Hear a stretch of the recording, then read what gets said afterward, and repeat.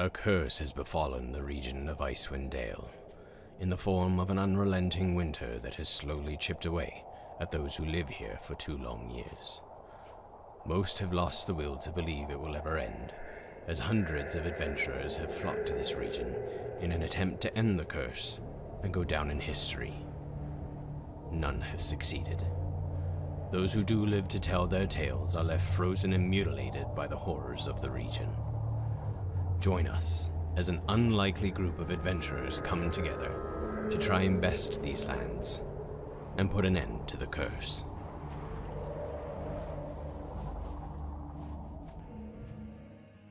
Alright, we're good. Good evening, everyone. Welcome back to Tabletop Tyranny, where we neither play around a tabletop nor are we tyrannical. My name is Jacob, and I'm going to be your dungeon master for this evening's game and for the many, many, many more that come in the future. Thanks for stopping by. Pull up a seat, grab some popcorn or whatever kind of snacks you want, some almonds, anything like that, and enjoy the show. As per usual, we have our 5 adventurers back, and they are in the on their way up a mountainside. If you haven't seen any of this kind of content yet, we have 7 sessions on YouTube at Tabletop Tyranny. Just go ahead and search that up on YouTube and you can find us. Yeah, but without further ado, let's jump in. So, recap. So, having rescued Gwynlyn and Gringrom Hammerholm from a vicious gnoll hunting party, the team took a short rest, where they took an interest and conversed a little bit with these 2 siblings, and the party learned that, like them, these dwarves were also searching for someone. Their blue boot-wearing brother, Barthrum Hammerholm, who had wandered off about 10 days ago and has yet to return back to their clan's home.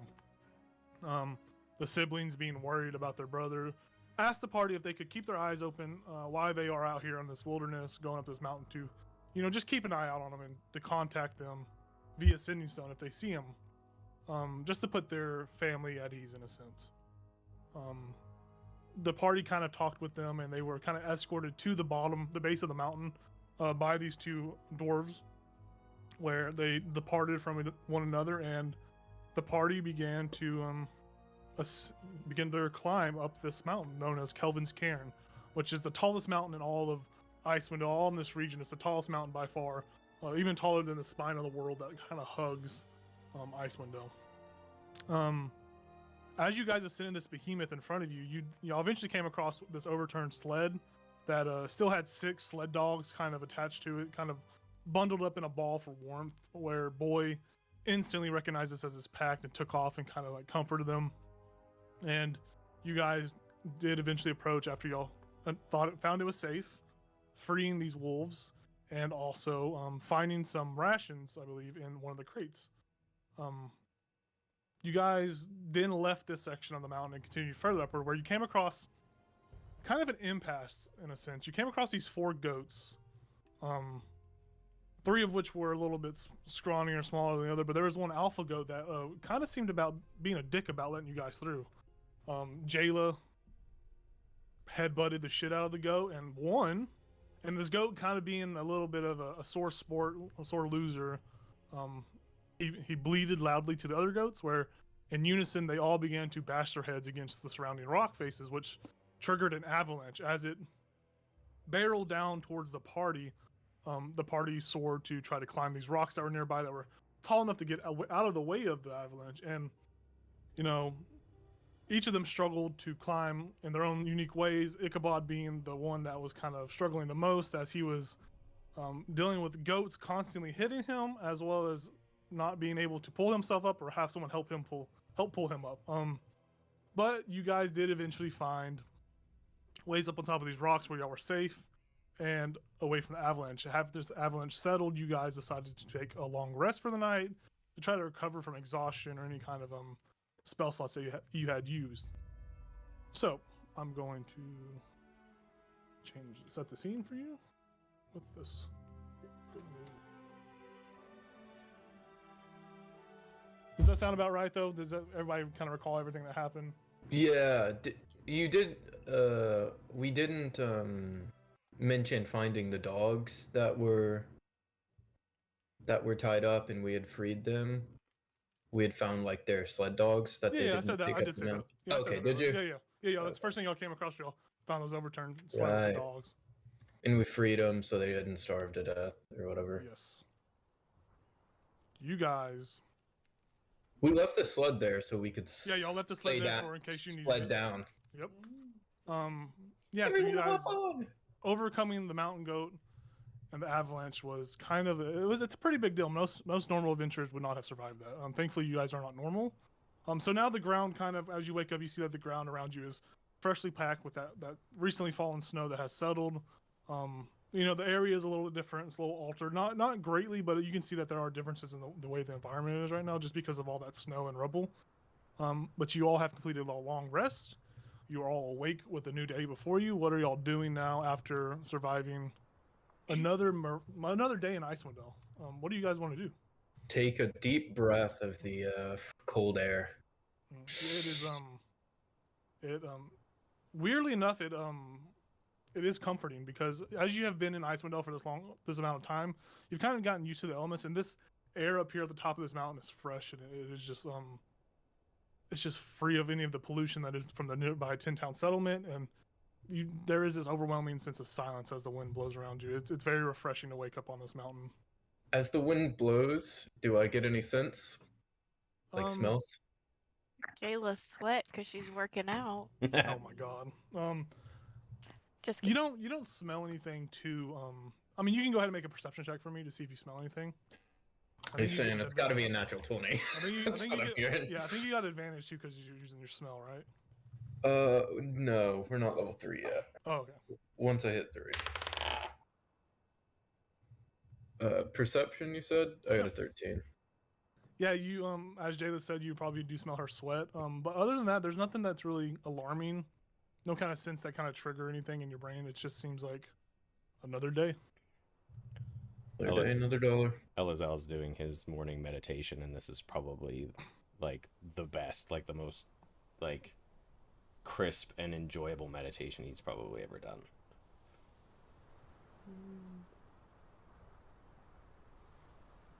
99. Did we 200.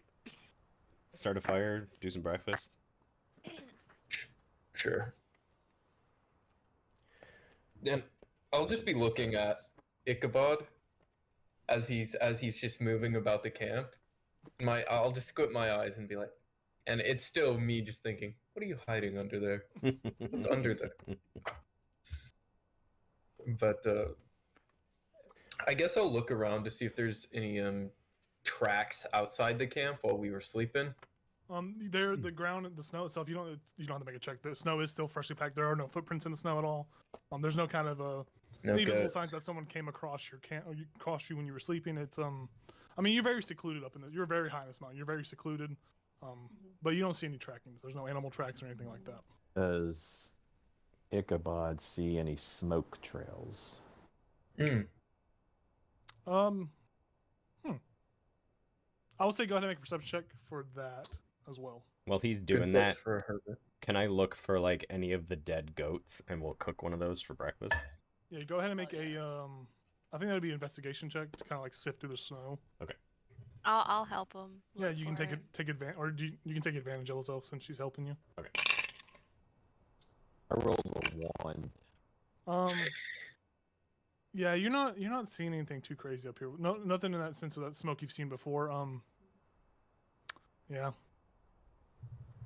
I rolled a 10 and an 11. I rolled a natural 1.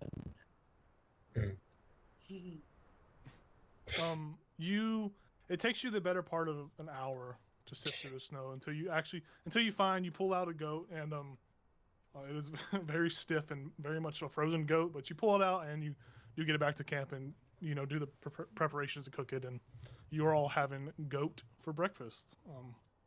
Oh yeah. Should I roll a survival for how well it was cooked and everything?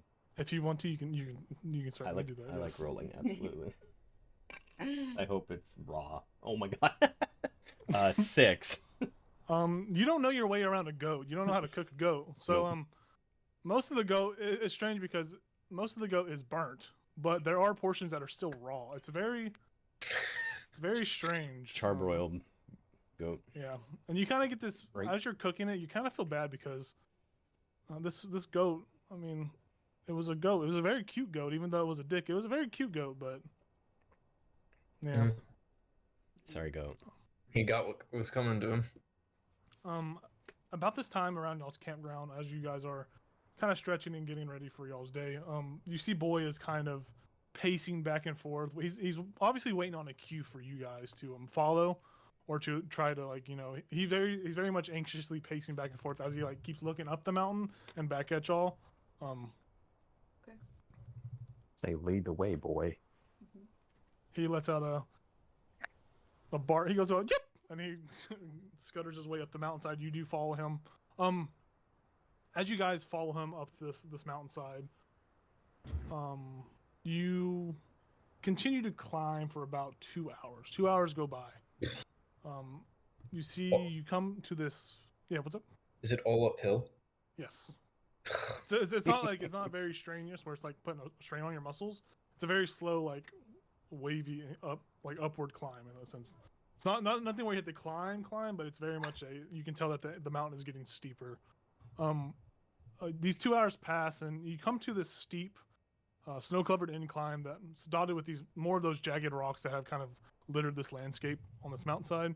And you see close to these rocks, face down in the snow, that's with labored breathing. They're very much like breathing in the snow. Is a humanoid figure in like heavy bloodstained fur. You can see some of the spots of the furs are like thickened and frozen with blood. And even from this spot that you stand about 60 or 70 feet away. You can see that there are several deep gashes and wounds that are somehow strangely still slowly oozing blood, as if it just happened. But it's very strange to say, very strange to tell, because the furs are matted and frozen with old blood, but it looks like these new wounds are still leaking this viscous blood. You can see that the body parts that aren't wrapped with thick furs are succumbing to frostbite. There are deep shades of bluish black on the fingers. It's very gruesome. It's a very gruesome sight. And at the side of this man face down in the snow, you see Boy. He just takes off. He doesn't look back. He just sprints off away from you, and he just bolts his body. He begins to lick this man, and this man is as he's like breathing heavily. There's no reaction as this animal's licking him. You can tell that he's in some sort of unconscious state, or just doesn't have the strength. I'll run up. I mean, seeing Boy actually lick the man, I would assume that the man is friendly to Boy, whether or not it's the person we're trying to find. So I'll run up and cast Cure Wounds. Yeah, you run up to this. Yeah, you run up to this man. This man, as you get closer, you notice that he is. You flip him over. You see that there are, like I said, there are various gashes, like claw marks across his chest. You see that he is of darker complexion. His face is scarred, very much from adventuring, and he's exceptionally handsome. Given the scars, he's very handsome, and he's very rugged looking. He has this like slightly graying hair that's kind of braided into his black hair that goes down his back, and he looks like that. Whoa. He is very handsome. And you go and 5 for Cure Wounds, by the way. You go and you heal him, for that's good. So you heal him, and he comes to, and he doesn't notice you right off the bat. He notices the dog licking him, and he's like, "Boy, oh boy, what are you doing here, you sly dog?" He starts to laugh a little bit. Well, I guess he still kind of has his, like, he's in that phase where his eyes are open, the eyes are closed, kind of like going in and out in a sense. And he says, "Well, I guess if we're both going to die on this mountain, that it would be best to do it together, wouldn't it?" And I just and then he starts to. Oh, I, go ahead. I just speak out and say, "You're not gonna die." He opens his eyes and he sees you, and you see his expression is kind of like taken aback. He's like, kind of like the confused, like, it's a look you're not unfamiliar with. It's a look where people are like, "What are you?" kind of thing. And he sees you and he's like, "Yeah, I've lost it. I must be hallucinating because I don't know. You don't exist. You're not real." He starts to like kind of like move a little bit. Like, I just I'm respond gonna and stand beside him. I just respond and I'm like, "No, yeah, I'm a cat with horns. You're actually, you're not hallucinating. You're right." And then he sees Jayla walk into frame of his own. He's like, "Oh shit!" It kind of scares him a little too, because you are you are a massive minotaur. You are an intimidating creature. He's like, oh well, that's good.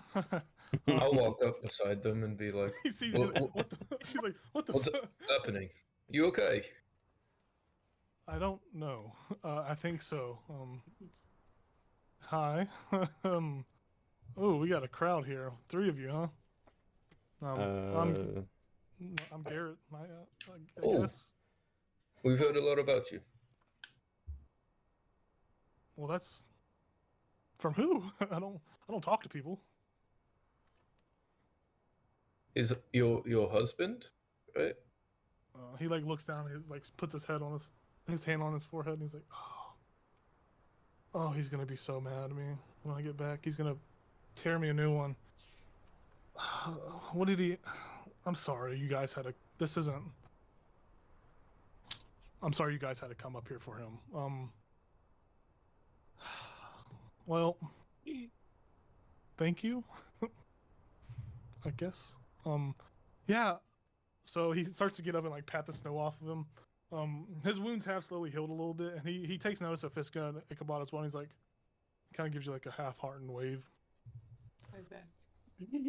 Well, you guys are hopefully it wasn't that hard of a challenge to get up the mountain to get after me. I hope it wasn't that hard to find.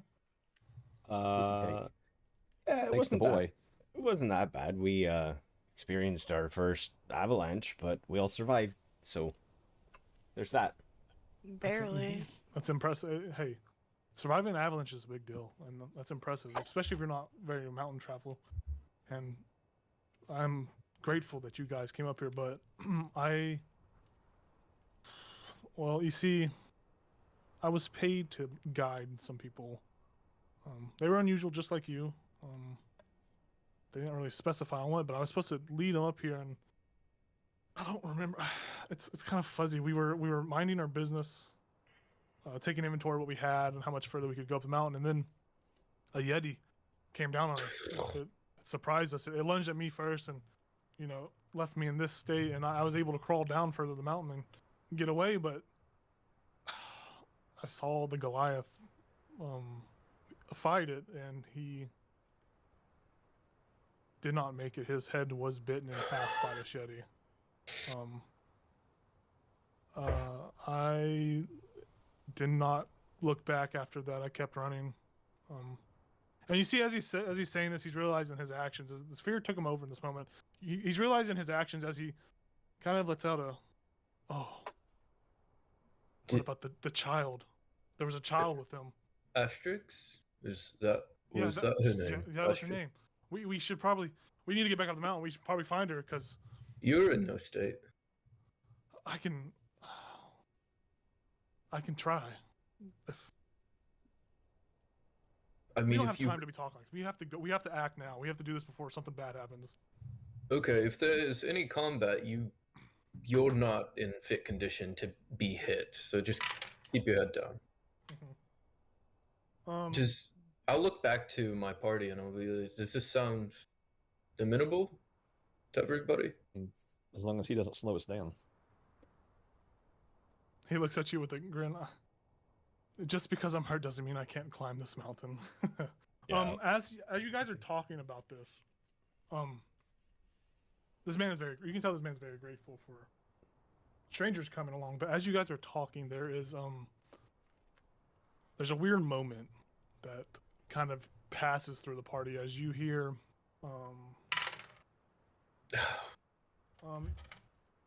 as you guys are kind of talking to this man,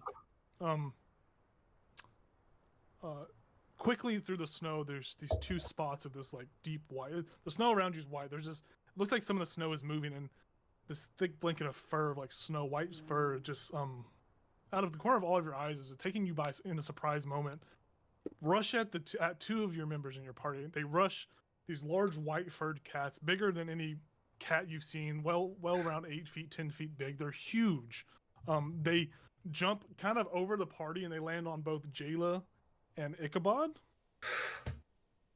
So, you guys, so this is kind of a surprise round. These huge cats just jump out of nowhere, and as they kind of like jump at you, they go to swipe at each of you. So you're going to give me 1 second, and I will tell you what happens. You're going to bleed to death.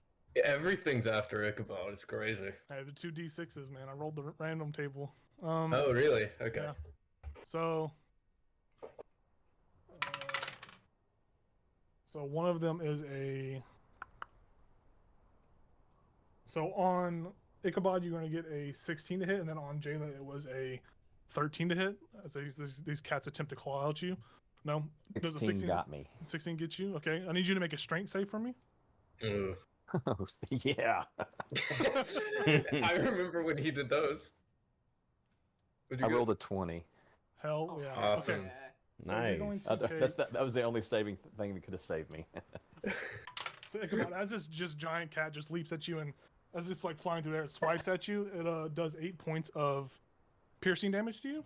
Oof. Okay. And thankfully, you were able to not fall over, and you were able to stand it. But now these two cats kind of rear back at you, and they're just looking at all of y'all. I need y'all to roll initiative as these two large cats have just pounced on you. Those Since of you that was a from- surprise. that was a surprise round, yeah.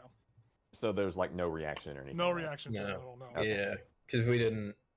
I was gonna look around and then I forgot. Because we were doing like the three weird looking people, so I was like, gotta do that. All right, let's bring the scene into. Let me know if y'all can all see this scene. Okay. This is what attacked you guys. So one of them is on top of. One of them kind of pounced next to Ichabod, and the other one, oh god, the other one Oh kind of my pounced lord. next to Jayla. These are very They're large big. cats. They are huge cats. They are formidable animals. You guys go ahead and tell me what you got in 1 second. That's I had to do a lot of things. Thule and his girlfriend. Hell yeah. They're like, what's up, guys? They just got super ripped. Yeah. Too. They don't wear clothes anymore either. Mm-mm, So mm-mm. Yeah. They're just primal now. Best life. we've gone off the grid, guys. You want to join? Yeah. All right, so I'm gonna need Eliza. What's your initiative? 11. Nice. Ichabod? Nate, what'd you get for your initiative roll? Oh, are you muted? Are you muted? 14, I think. No, I'm not muted. There you go. I can hear you now. What'd you get?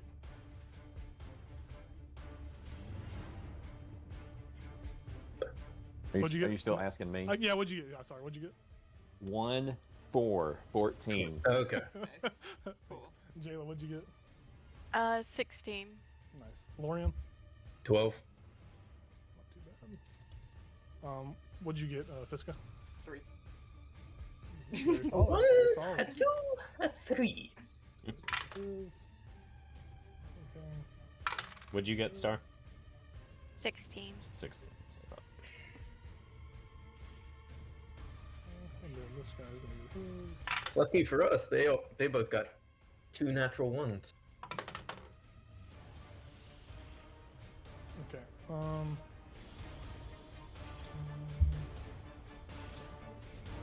Okay.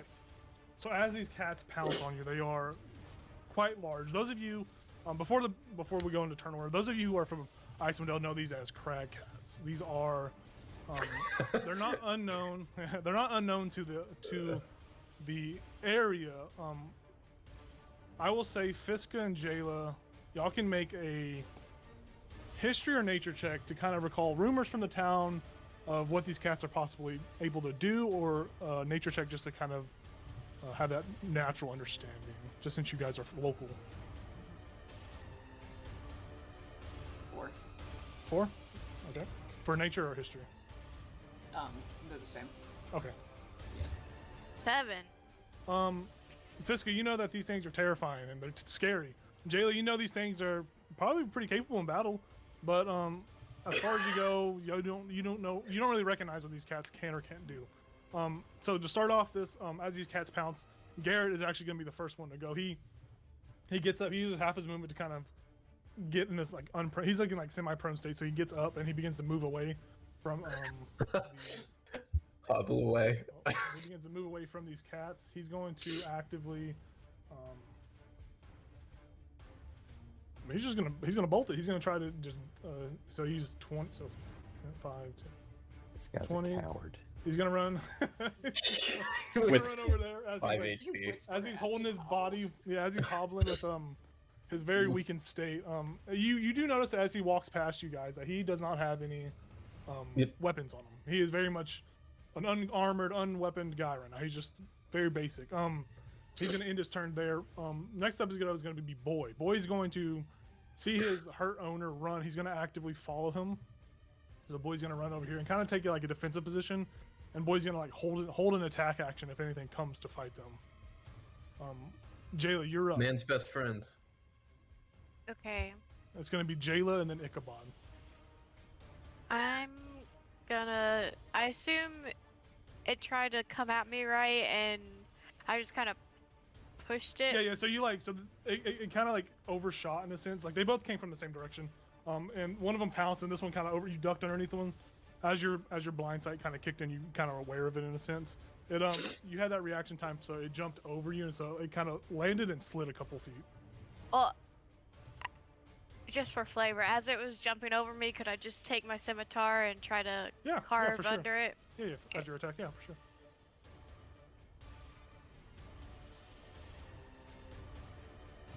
Which one are you hitting? Oh, the top one.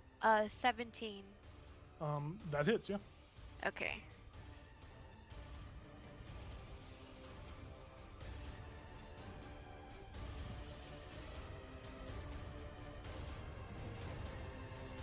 10 points of damage. Woo!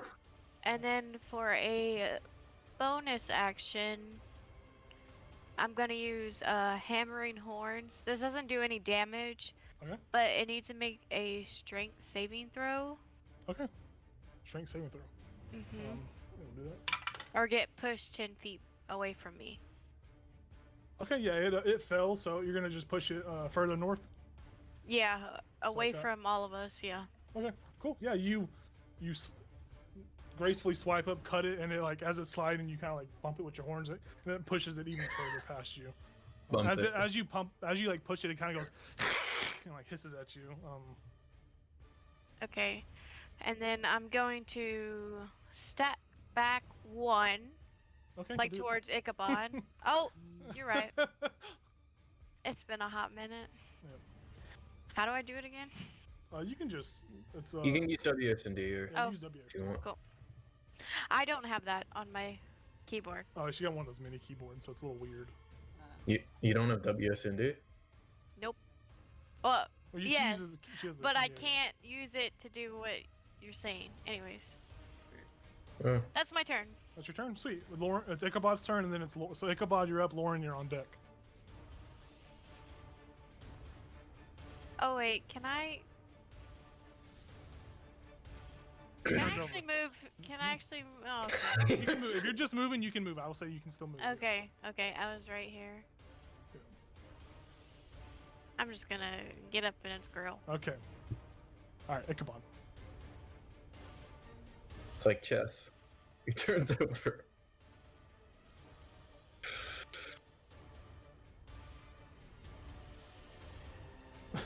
I think it's doing that weird thing again, Nate. Try to say it one more time.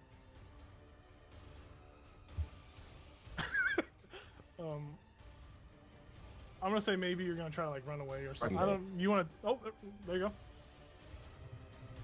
Oh, It was pretty stuttery. Yeah, if you want, it's easier for you to type, or if you have your phone, if you had Discord on your phone, you could join on your phone just to kind of speak. Yeah, I'll just. Well, I hear you perfectly now. Keep talking. You hear me now? Okay.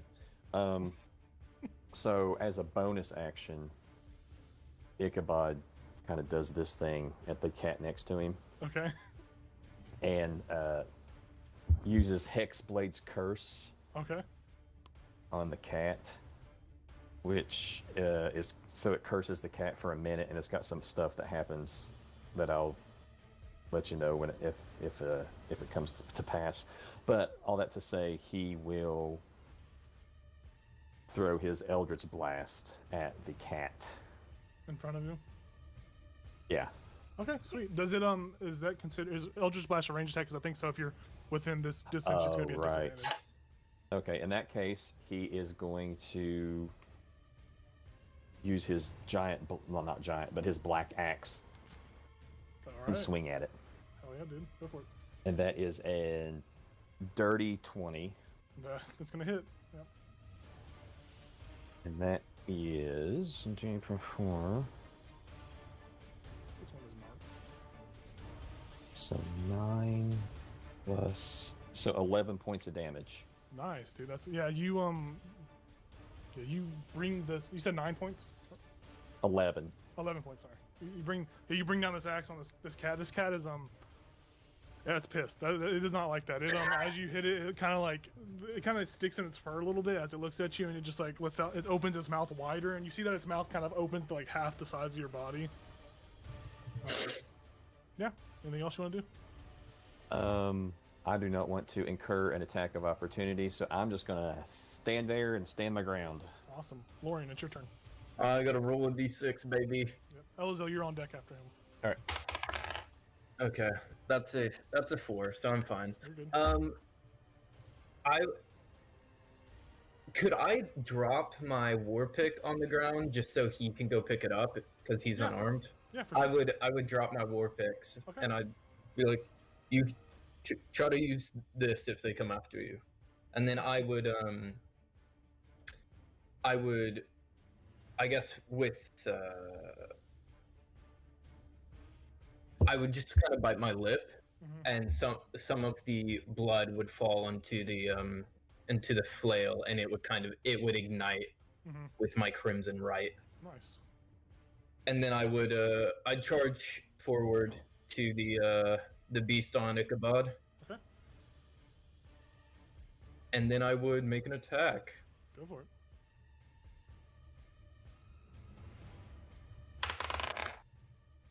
Does a 13 hit? 13 just hits. Yep. Yeah, he has to make a DC 11 Constitution saving throw, by the way.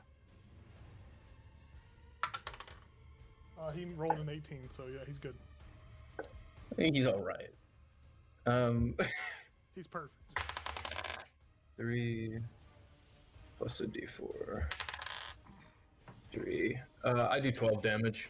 Nice. Yeah, as you hit him with this flail, he is equally as pissed at you. You said 13 or 12? 12. And I'll swing it so it kind of like uppercuts him.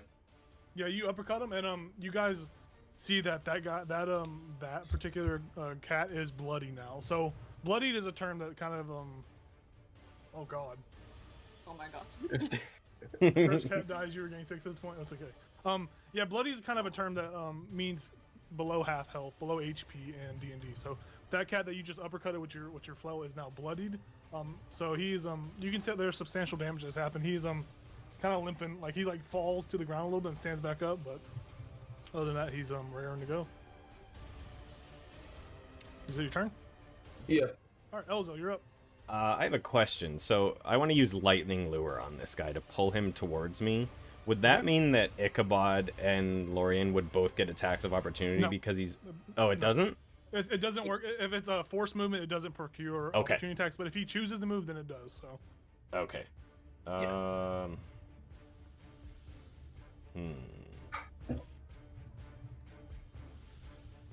Well, here's the thing. I wouldn't even know that I can do that, but Yeah. I want it to happen anyway. So now that I know that I can shoot lightning from a distance, Mhm. what I'm trying to do is that. But what's gonna happen is it's actually gonna try to pull him towards me. So I'm basically Okay. just trying to shoot lightning from a distance. But yeah, I'm Okay. actually using lightning lure. But okay, dude. it's a strength 11. Let me just read the. Can't be that strong.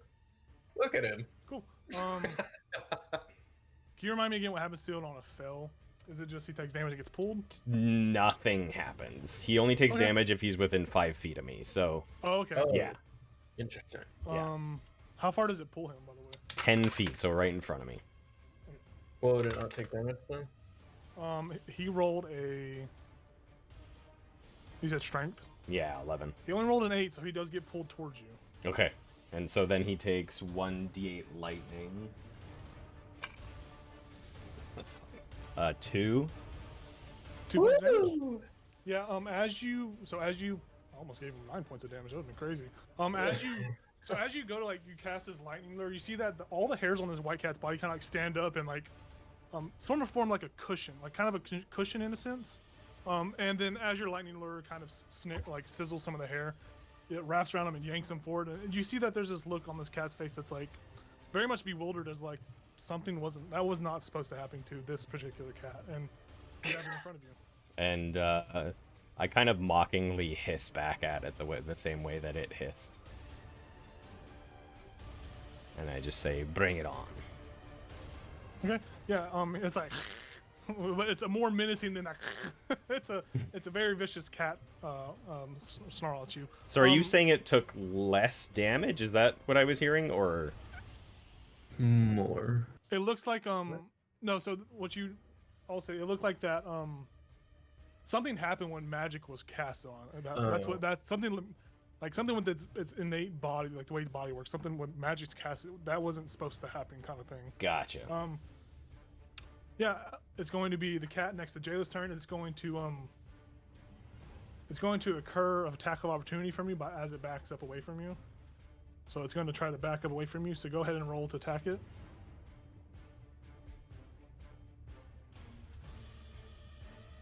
6. Are you muted? I can't hear you. 16 plus 7. So Okay. that definitely hits. Yeah, you hit it. Another 10 points. Nice. Yeah, so that one is now bloodied as well. So as it like backs up, like it like kind of recalls back, you slap it with your scimitar. It's going to run at you and it's going to try to pounce on you. So it's going to it's going to run at you and it's going to try to attack you. So it runs back towards you, and it rolls a 14 to hit. Nope. Misses. So as it leaps to the ground, you kind of like dodge out of the way, and it just looks at you. Whatever it tried to do, and it didn't work. Its turn ends. Fiska, it's your turn. Fiska is going to fly on top of this rock. Okay. And she is going to, seeing that this creature is bloodied already, she is, instead of pulling out her bow, she's gonna take her fishing pole with a giant triple hook, and do a big ol' like, and try and like nail the thing on the head. Okay.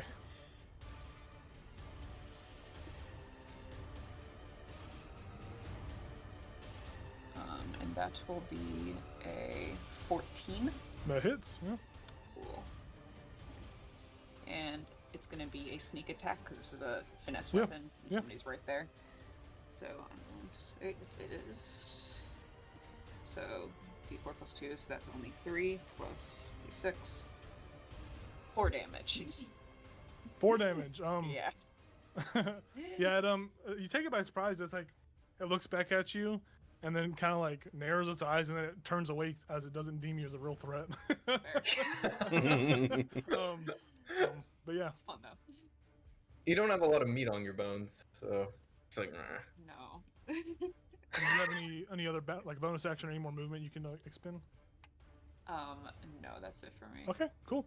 It's gonna be that cat's turn, and this cat is just going to. It's gonna see Elazel, it's gonna see Fiska, it's gonna see Ichabod in its immediate presence. So it's gonna roll to see which one it hits. So on a 1 through 2, it's gonna hit Elazel. A 3 through 4, it's gonna hit Ichabod, and then a 5 through 6, it's gonna hit Fiska. So I rolled a 1, so it's gonna swipe at you, Elazel. So it just, as it weighs its option, it just it just throws its cat paw at you and tries to scratch you. I rolled an 8. It does not hit, but I'm also going to use Wrath of the Storm, so it takes lightning damage. So Sweet. Dex 14. Dex 14 save? Yeah.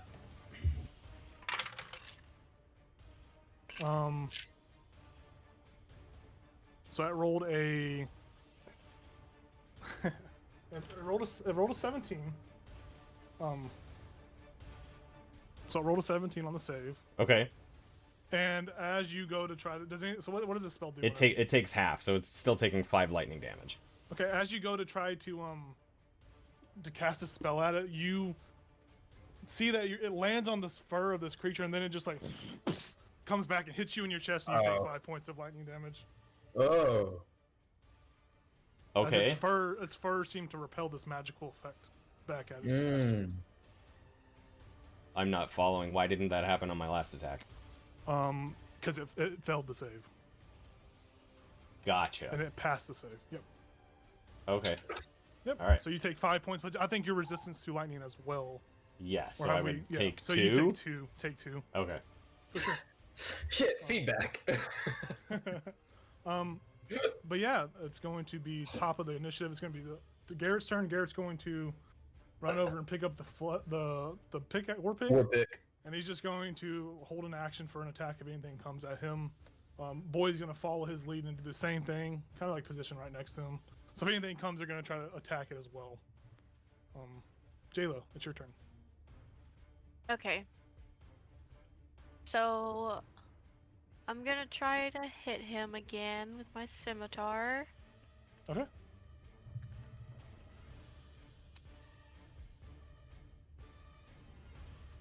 Hold on, let me do math. 15. That Yeah. hits.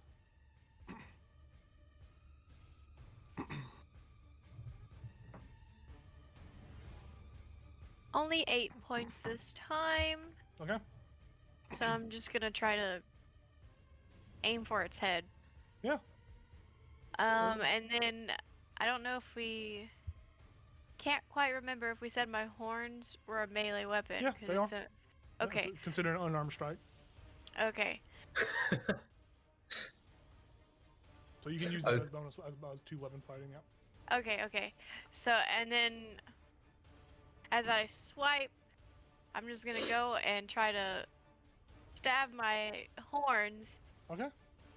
wherever I can find. Okay.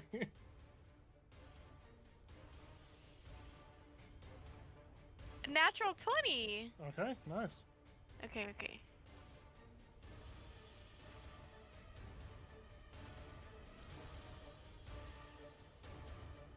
Sorry, I just rolled full damage. What was it? It's 1d6 plus 2, so I rolled a 6. Okay. So that's 12. Plus 2. 14. 14 points Yeah. of damage. Yeah. So yeah, as you go, just tell me how do you kill this thing whenever you go to swipe at it and then gore it with your horn. So when I swipe, I feel like I just like get the side of his neck, Okay. and then I'm gonna try to push my horns and probably gouge one of its eyes. Awesome. Yeah. So as this fight's going on, Elzo just had his spell kind of turned against him as a reaction, and you see that Jayla kind of brings her scimitar down on top of this cat's head, and as it's like halfway through its neck, she like gorges both of the eyes out with her horns. She angles her head in a weird way, and this cat just like falls limp off your sword, and just its eyes just stay stuck to your horns. I As leave you have them these two- there, Yep. and then I'll just whoop. Cool. Yeah. It's going to be Ichabod. It's your turn. This guy's dead. Bye. Maybe. Off the map. He's dead. Exit stage right. So I'm afraid if I change him to a red color, it's going to change the other token because there's some sort of weird. They're bonded. Yeah, some weird thing going on. So. Yeah, I'm just going to attack with my axe. Okay, yeah. Go for it. Hey. Let me get a plus on 6. 22. That definitely hits, man. Understood. 2 plus 8 points of damage. Yeah. How do you want to kill it? Yay.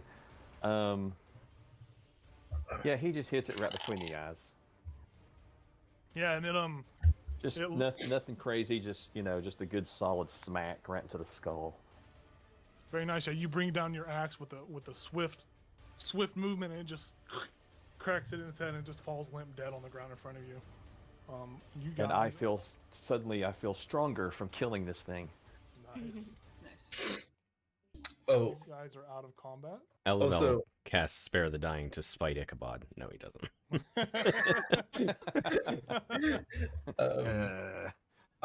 When I activated my Crimson Right, I forgot to damage myself, and I just rolled it. I took 3 damage from my Okay, Crimson Right. You guys are out of initiative. But my fire is active for until the next long rest. Yep, sure is. Just remember that. You guys are done with the battle. These 2 random cats, crag cats, these wild apex predators. Craig. Yeah, Craig. These apex predators that are inhabiting these mountains as well, just lie limp before you. You see Garrett. He's looking at all of you like, "Damn, that was impressive. You guys are strong." Here's your war pick back. You can keep it right Sure. now. Yeah, For I now- mean for it's now. fucking dangerous up here. I mean, if Yeah. we're going after Yetis, then I'd prefer you armed. Smart So- man. Elazar will actually kneel next to one of the cats just to study their face, just to Okay. like trying to get an idea of, am I part this thing? Like, did I just Are you kill right like? Make Yeah. an insight check. Okay. All right. Ooh, natural 20 plus 6. You do see there's a strange resemblance on. EC 30. Yeah. Sorry. No. Not for this one. You see there is a very strange resemblance. It's not like a 1-to-1 like you're identical. It's just that uncanny like, huh. This kind of looks. It does look like me, and you feel this sense that there might be a portion of it in your genetic code. So you just it's just one of those things like you want to believe it is, but it's just one of those things you don't know if it's true or not, kind of things. But it does look very, very reminiscent. It's very possible, I guess is a better way to say it. Would any of us have noticed the feedback he got whenever he did the lightning lure? Yeah, you all saw this magic kind of be turned. The spell kind of be turned away from Elazel. And even Garrett's like very unaware. He doesn't realize why it did that. It's the mountain, right? You know, animals adapted over time to their environment, so maybe there's some kind of correlation. But Garrett is very still much off put by it, and kind of just happy that the fight's over.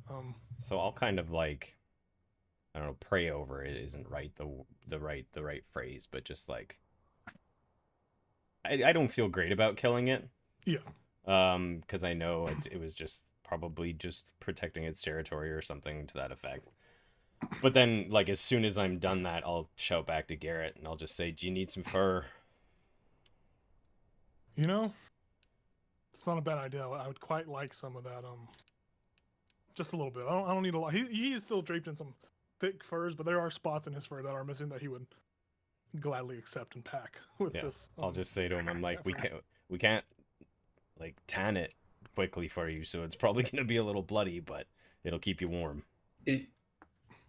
Elazol, has your magic ever done that before? Or... What, shot back at me? Yes. No. But my magic also has never made me fly before, and I've never been able to shoot it at long distance, so... Could it be that maybe there is some properties with the fur that made it do that? I suppose we can drape it around, what's his name? Garrett? Garrett. Garrett, and the next time he gets attacked, we'll see. Well, there are 2, right? So someone else could. What's everybody's survival? I have advantage on survival. Ooh. Yeah, and she actually wants to harvest some teeth from one of them. too, as Yeah, I well, want to so- get some teeth. So I will say it would be. I'm not that good at it. Yeah, I will say. Oh, I'll let me see what my advantage is for. Oh, to navigate or track. So Okay. never mind. Yeah, mine's That's for plus fish. Away from 3. its body. Yeah, so I would say you could if anybody wants to try to harvest anything from those animals, you can make a survival check. I will say those of you that are asking about the property, I would say you could probably roll an Arcana check to see if that's how this, or some sort of nature check to see if does get more information. Yeah, I'll roll to skin the one that I have if Jayla wants to do the other one. Yeah. Okay. So Jayla rolled a 6. Oh, for her. that was just to get teeth. Do you want me to roll again? Yeah, I would have said to you, well, while you're getting teeth, why don't you get the fur too? Okay. I Could just- you roll separately or? That would have been one roll, sadly. Could Okay. I was gonna say, could one of them have Garrett help them? Yeah, that'd Garrett be Garrett can help. nice. Yeah, if you if you all Okay, come up and ask okay. him, Garrett's like, he's like guiding. He's like, yeah, if you cut there in the stomach and like pull it across, he's trying to give you Okay. tips. I'd want to do the Arcana roll about the Oh, properties that's of way the fur. better. Okay, yeah, go for it. I got a dirty 20 on taking the fur off mine. Fuck. 22. I got a 1, so I don't know shit about the fur. Craig, what you said you rolled a dirty 20 for what? Dirty 20 to take the fur off of mine. Yeah. So I without just a take doubt, it out. without a doubt, Jayla and It's a zipper. Elzo, you both successfully defur the cat. How You- many teeth do I get? You pull out a good 2 teeth from its mouth with that 6. Aw, damn. You pull out both of its pointer teeth. I don't know what those are called. Canines. Canine? Yeah. You pull both of its canines out, and you kind of break one in half as you're pulling one of them out. Oh. So you have a full canine and a half canine of a crag cat. Elzel One and a half. and Jayla, y'all both have full. I would say you have about I think a good 5 pounds makes sense. A good 5 pounds of crag cat fur. Yeah, Is it crag? crag. CRAG. C-R-A-G. No I, just take Okay. the I out of crag. It's Craig. Craig I cat. said, yeah. If you look up the etymology of my name, it literally just says rock, crag. All right. So I'll hand the fur over to Garrett. Yeah, he puts some portions in the spots of his fur that aren't packed anymore, and he tries to drape the rest around him, like kind of like a little scarf. I'm gonna Did put we- mine over the shoulder and just kind of like tie it so it looks like one of those Like satchel kind of thing. Or Sash. like a sash. yeah, sash. Yeah. Yeah. You do that. Thought she was you, going for like a cape type of thing, and You I was look- like, "That's you gonna be look bloody stylish. cape." That was a different campaign. They both My look real cape. stylish. It's really bloody though. Yeah, it's very fresh with blood. Both these have fresh blood. Doesn't care. Garrett, it's like, well, if you guys hadn't shown up when you did, I probably would have been its mill within the next hour or so. So thank God you showed up when you did. Whoa. Yeah. We should hurry so Asterix isn't a meal. Yes. Let's go. And we got to make sure Perry Lou doesn't get hurt either. Yeah, that one too. Oh my gosh. The halfling woman. The halfling. You know the halfling. I thought that was from a different. Mm-mm. I Oh, don't that think was- we ever asked her name. Yeah, her name. He just said that Perry Lou. I but thought that. that we is had- from another. That is from Yeah. another campaign. as well, I was like, we've talked with like this whole Perry, fucking family. Perry before. Sue, Perry Lou. Perry Lou. Perry Lou. Yeah. So you guys, y'all just gonna let Garrett take the lead, I guess, in a sense, or does anyone else want to lead still? I'll Just- help them. Okay. Or I guess it doesn't matter. I get advantage, but then I mean, go.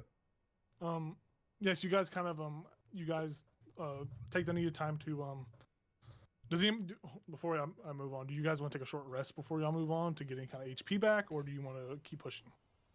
I feel like a short rest would be good for Garrett. I don't know about the rest of us, but I feel like time. I mean I can give Garrett a common healing potion. I feel like time is of the essence. Yeah, that's what Yeah. I was feeling like. Okay, I'll Yeah, just If we have a it healing wasn't a potion. little girl, maybe I'd feel a little bit better about waiting. But yeah. I'll be Okay. like, here, Garrett, take this. Oh, thank you. He uncorks it, drinks it. Can you roll the dice for me? What is it? 2d4? he or will is with that 50 gold. 2d4 plus 2. Two? I think. I don't know. I have it written down and I didn't put it in my inventory yet. I think it's 2d4 plus 2.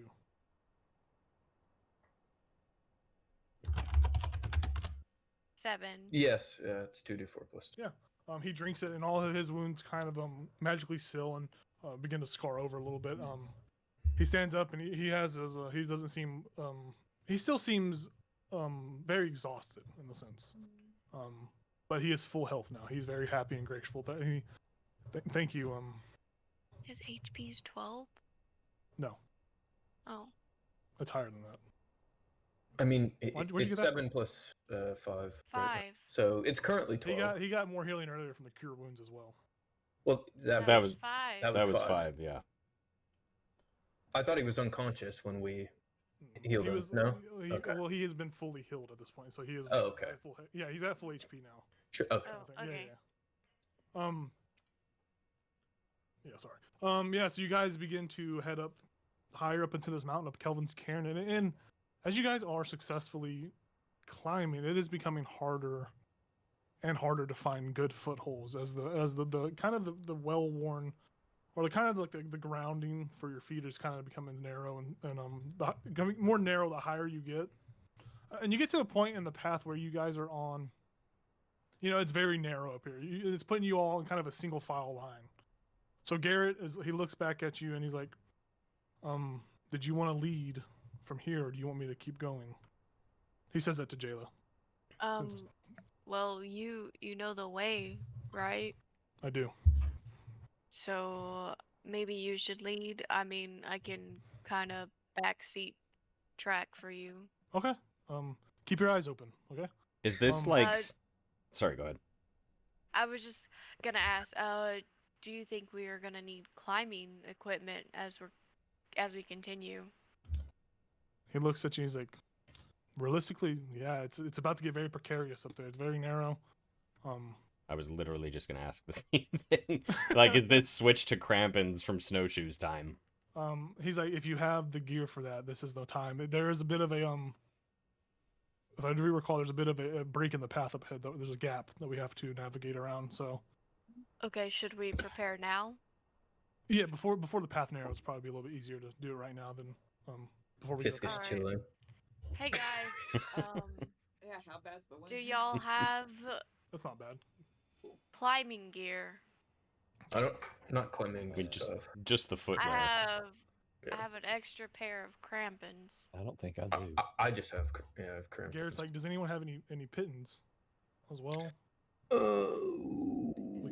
We could I don't think I hammer it bought into it. Not on this character. Hold on. Well, shit. I've got half a thigh bone. Why do I have? Crusty I like sock. that. So, I don't think I meant to do this. I bought 4 pairs of crampons. One for each hoof. I have hands. Yeah, I don't know why you have that many. Go ahead and take off Yeah. however much you don't need, and like however many you weren't supposed to buy, and then add the gold back to your inventory. Yeah. Well, I would have gotten pittons. That's what I'm saying. How Okay. much were Um, pittons? Sorry, pittons guys. are Here, let 5 me silver, see. so for 2 pittons is a gold. Oh, okay, cool. So I'd still have. Okay, cool. So, when we originally did our character creation, I definitely would have bought the pittons if it was on the list, but all I got Yeah. was crampons. I will say you can go ahead and have some pittons. Okay. I will say y'all can each, if it was something I felt to express whenever I was saying the character creation, you can all feel free to add some pittons to your character Okay, sheet right now. sweet. Yeah, yeah. Oh, I will. That's I on, if don't that's on have me it. then. How many do we usually need? Oh, I it have a depends. 10-foot ladder. I don't know if that's going to be useful. I bought one of those. Maybe. I bought I guess, Sure foldable did. 10-foot ladder. You sure Yeah, did. that you just carry with you all the time. I love it. A rope, is it strong like guy. a rope ladder? Grappling hook. I don't. It just says ladder 10 foot. I bought it from the store that we were at in that town. Oh, that's right. He bought it from the Triglios. Yeah. I Okay, assumed it was kind of like a foldable wooden thing, but it Yeah, could be like It's yeah. Okay. foldable. Okay, now I have 2 crampons and 2 pittons. Okay, cool. Yeah. Yeah, And a pittons. grappling hook. I don't know if Nice. that helps. So for pittons, the pittons are kind of like if it's something that's very hard to. It would. So I would say in game it would give you advantage if it's like a treacherous thing to climb, but you would have to be able to hammer the piton into the rock face and then or find a little nook or cranny for it to go, and then you have to loop rope through it to kind of like climbing gear in a sense. Safe like protection. Yeah, just like so in case you fall. But yeah, you guys all have y'all's thing. Y'all as you guys get ready, you put your crampons on. You know, you ready your stuff. Lorian Campus. readies his ladder. You guys Yeah. do begin to follow Garrett, and Garrett does lead you up about 10-20 more minutes up this narrow single file line path, and you come to an area where it widens slightly to where two people can stand at the edge of this gap. You see that there's about you see that there's about a 10-foot gap that is from this side to the next side in y'all's path. So there's a bit of the mountain that kind of just crumbles away. And to the right of this 10-foot gap, there looks to be some sort of small ledge to kind of like navigate against the wall around the gap, besides having to jump over it. I could put my ladder down over it. Yeah, Garrett looks back. He's like, "Oh, you got a ladder? Yeah, dude. If you come up Man, here, it's and put over that down- here. I mean, someone's gonna have to hold it." Yeah, just hold it steady. And if he looks at Fiska and he's like, well, if you want to fly to the other side, you can steady it as well too. Yeah. Okay, can you? that. Well, can you fly? Well, he saw you fly in the battle, so he's like, yeah, if you want to Yeah. fly. Yeah. Sweet. You put the ladder down and you just walk across this gap. No harm, no foul. No, it takes no time. It's not an inconvenience Is to it you a guys. sturdy ladder? You guys make it. Yeah, it's brand spanking new, baby. It's not Yeah. flimsy. It 'Cause I whenever pay a lot. yeah, whenever the heavier set fellow characters walk across it, it does groan a little bit. It does slightly damage the integrity of it, but it's not to a degree where it's gonna break. So, Lauren, if you can mark on it, put like slight wear and tear on it, on like the comments, just to kind of keep track of that. Depreciating already. Yeah. It's crazy. But you guys Spooky. do get across this 10-foot gap with no problem at all. It's very, very cool. Next time it's gonna break. Probably. Okay. So I'm a what big basically cow. what's going to happen now with the ladder, every time it's getting used, there's going to be a DC to which I'm going to make the heavier people have to pass to see how great or how bad what happens with that. Okay. You guys do navigate past this portion of the mountainside you are at. You're welcome, guys. You know, outside of this game, I can never get these like small inconveniences out. There was one where they just like jumped across Yep. the river that was muddy. You shouldn't have sold me a ladder. Hey, you bought it. It was I smart. immediately Smart. thought of that when he put that ladder down. I'm like, I oh, know. this is funny. Jacob's You said- pissed about this. I'm you pissed said about it. this. You said a 10-foot jump or a 10-foot gap, and I'm like, I have a ladder. Yep. Hey, but you bought it, and so it's a That's smart so purchase. good. Jacob can never get it right. You guys do navigate past this portion of the mountain, not slowed or impeded, so saving time, which is really good.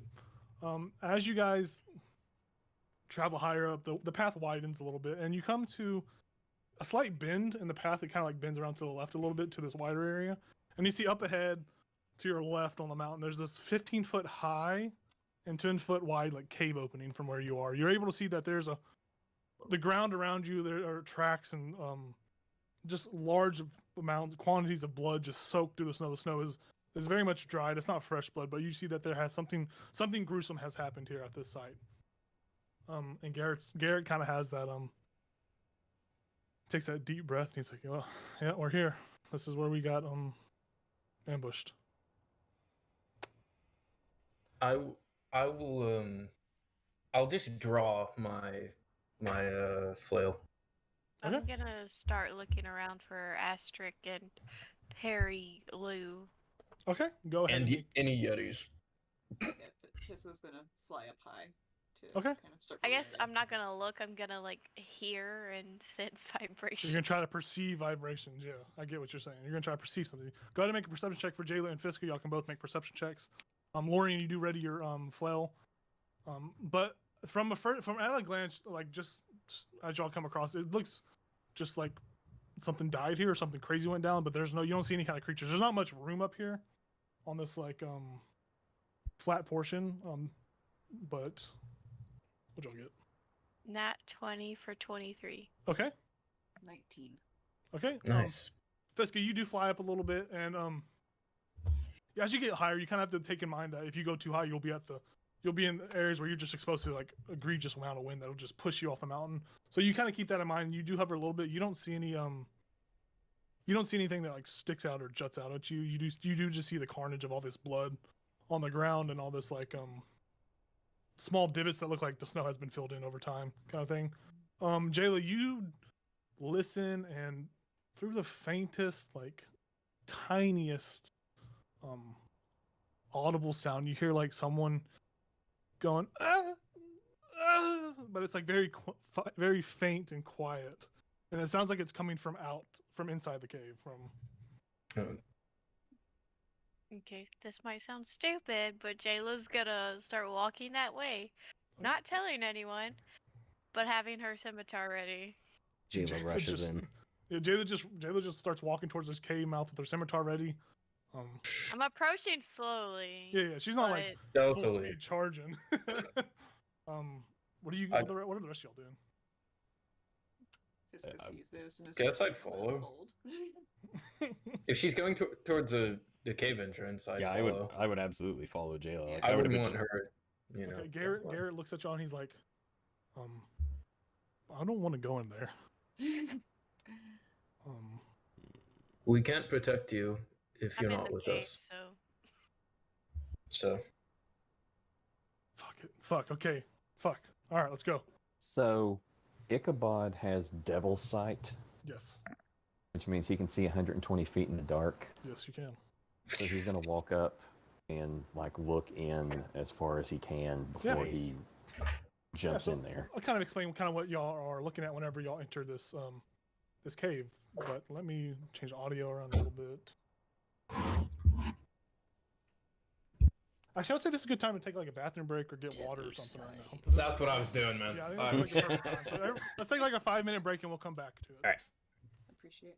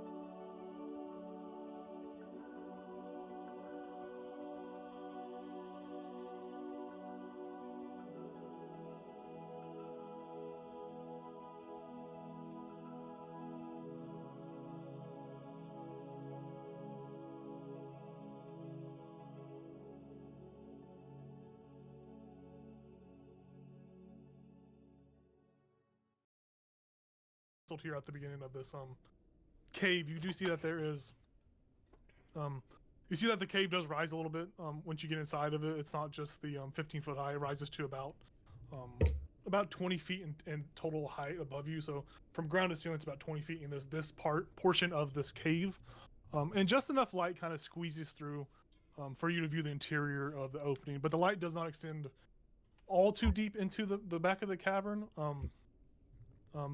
So if those of you that don't have dark vision need to venture further, and you will have to use some sort of torch or some sort of light giving source to kind of see further.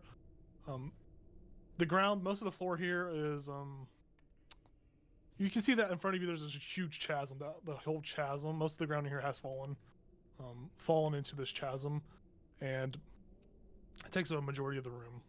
You see that there are two paths. You have a path to the right and a path to your left. The path to your left, the path on your right is it's a rocky ledge. It's not unlike the floor that you're on right now, and it you can tell that it used to be part of the ground before this chasm kind of formed here. It goes back further into the cave, which Ichabod, you are able to see pretty much to the back of. Well, let me finish explaining, then I'll mess with that. You see and then to the left of you, you see that it does go about 10 feet, and then it turns into this like icy, very precarious, very slippery path. Like it's like the ground itself has been iced over somehow from either some magical or some weird natural phenomenon. It has iced over, and it stretches about 30 feet to the other side. And you see that on the other side of the path, you see where it kind of cuts off vision. You're kind of cut off by the way the cave is shaped. But yes, Ichabod, with your 120 feet of vision, you are able to see.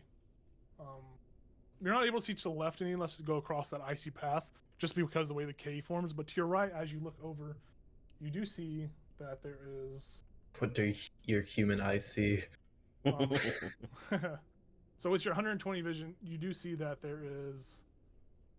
It's still dark for everybody, but you do see that it looks like there are some sort of like bones or something, but your vision kind of restricts when it goes into that like right curve around, kind of when it curves around to the right a little bit. But you do see that it looks like there are some sort of like bones, some sort of droppings of some sort, just some scattered remains of something. Are Garrett and Boy with us? Yeah, they're just not on the map. Okay. Let me put them out. I thought maybe he got too scared. No. Would I be like slightly in front of everybody since I went ahead of them? You can feel free to move. You can feel free to move your character, but before you guys go, like, so this is kind of where it kind of becomes. It's kind of hard to kind of navigate what you guys want to do or what you don't want to do. But think of it like however far you move away from the party, you're going to trigger. You can either trigger something or you'll see something they won't see. So think of it like that. So you have the movement to move all the way. Like you can move your token wherever you want. Okay. But you just gotta think about the repercussions of if you move too far, if you come across something that's so far away from your party. Yeah, I wanted to know which direction I was hearing the sound from. Okay, that's good. Let me Garrett's gonna be this big dude, and Boy's gonna be this huge wolf. So it's very you are still picking up the sound. The rest of you don't really hear it as well. But it sounds like it's coming from both directions, like from the right and from the left. It doesn't seem like it's from a singular direction, but you're in a cave, so you're feeling like that maybe the sound has been echoed some sort of way, if that makes sense. Okay. Sorry. Oh, I was just acknowledging I heard him. Okay, cool. Sorry.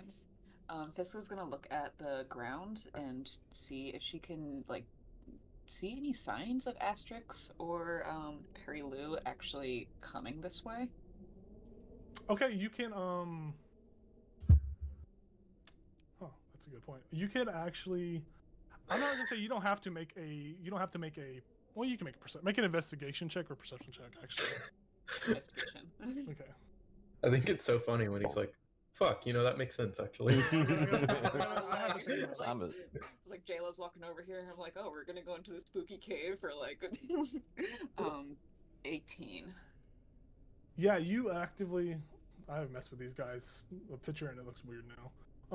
You see that there is a single you see like a single footprint, very small. It could either be a halfling sized footprint or a kid's footprint. It's kind of hard to tell. But the footprint does turn into like some sort of like it's like a single step, and then it's like a drag motion. Like you do see trail marks that lead further to the right path into this cave, and not to the left path. But you do see like a drag mark of like something being dragged. Visco will point it out to the others and say, "Oh, looks like we don't have much of a choice but to go through here."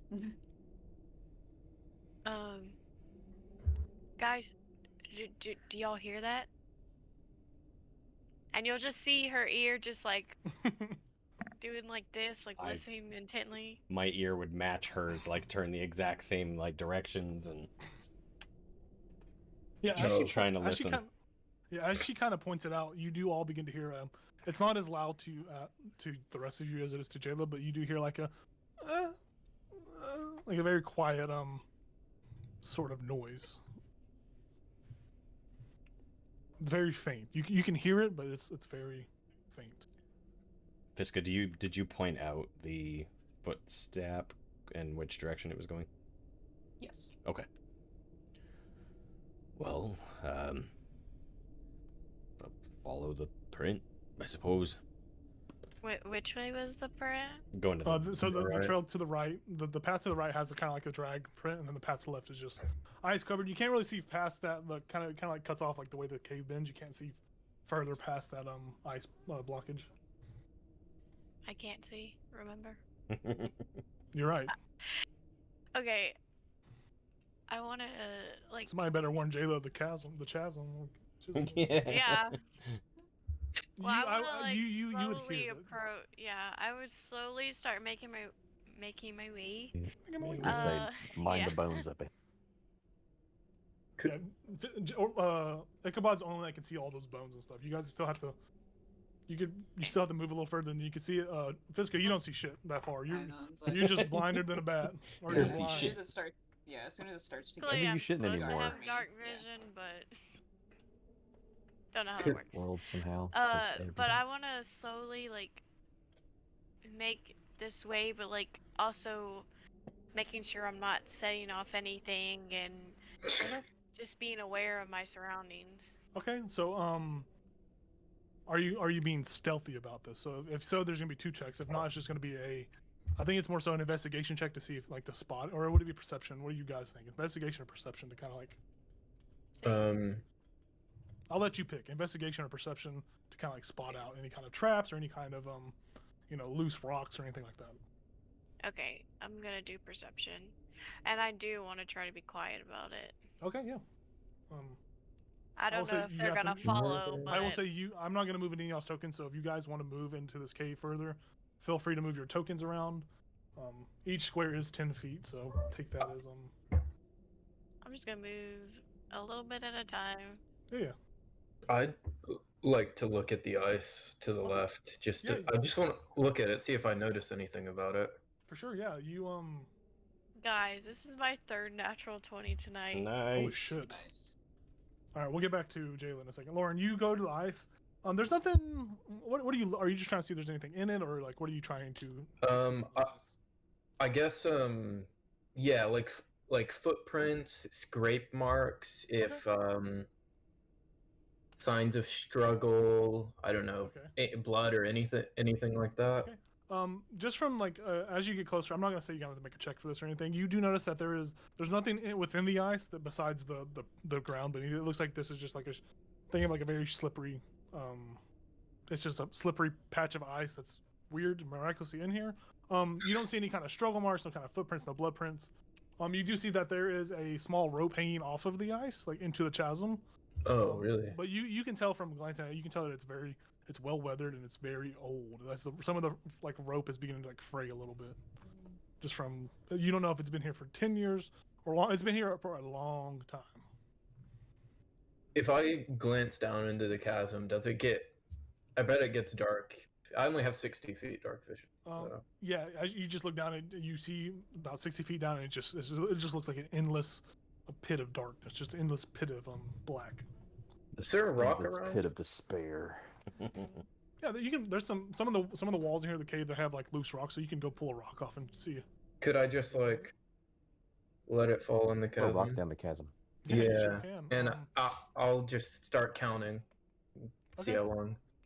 See I if you assume it's not disturb that hot. Balrog. Yeah, I assume it's not that weird for like a piece of rock to just fall down. you Yeah, know? you're right. So you drop the. I don't know how fast a rock falls, so this is gonna be some math. You drop the rock and it goes. It sounds like it starts catching rocks as more rocks begin to tumble down, and then you estimate that it only goes down about 80 to 100 feet. Oh, which so it's not entirely like just outside of your range. You can't see further down into it. But Ichabod good. as you drop these rocks, you feel the whole cave like it feels like the mountainside begins to shake a little bit, and you hear outside. You hear the familiar noise of like another avalanche starting somewhere on the mountain from that one small rock. Other than that, there's nothing else that you can really perceive besides that. God, I want to go left so bad, but I can't think of a reason to actually go there. Jayla, with your 20, you were looking for traps of any sorts? Okay, well, it was perception was 19. Okay. Stealth was 25. Jayla is a ninja in the night. Her white fur blends in with the. You think there's like a pile of snow moving, but it's so subtle that you don't even notice it. With a 19, you do not you don't see anything. You do see that where the edge of the kind of like little bridgey path in front of you is. You do see that there is a some of the sides. So like if you're walking on sides, it may crumble on you. It's not as sturdy as the middle ground. And you do see that the bones further ahead as you get closer. You do see that there are bones up there. You can't really identify them. It just looks like a bunch of various bones on the ground. Like it looks like some kind of animal is like either obviously either living here or was eating something here. That's what that looks like to you with that. Okay, well, if 20. I don't see anything, then I'm just gonna slowly. For sure. Before I'm just following right behind her. before Ichabod walks away, could I be like, Ichabod, could you look down there? Ichabod. Ichabod would stand a few feet away. Oh, he's afraid of heights. No, from Lorian. Or of you pushing Oh, him. So you're not trying to pull something. Yeah. So you don't- Why would I long live the king! Yeah. Rope and lower him.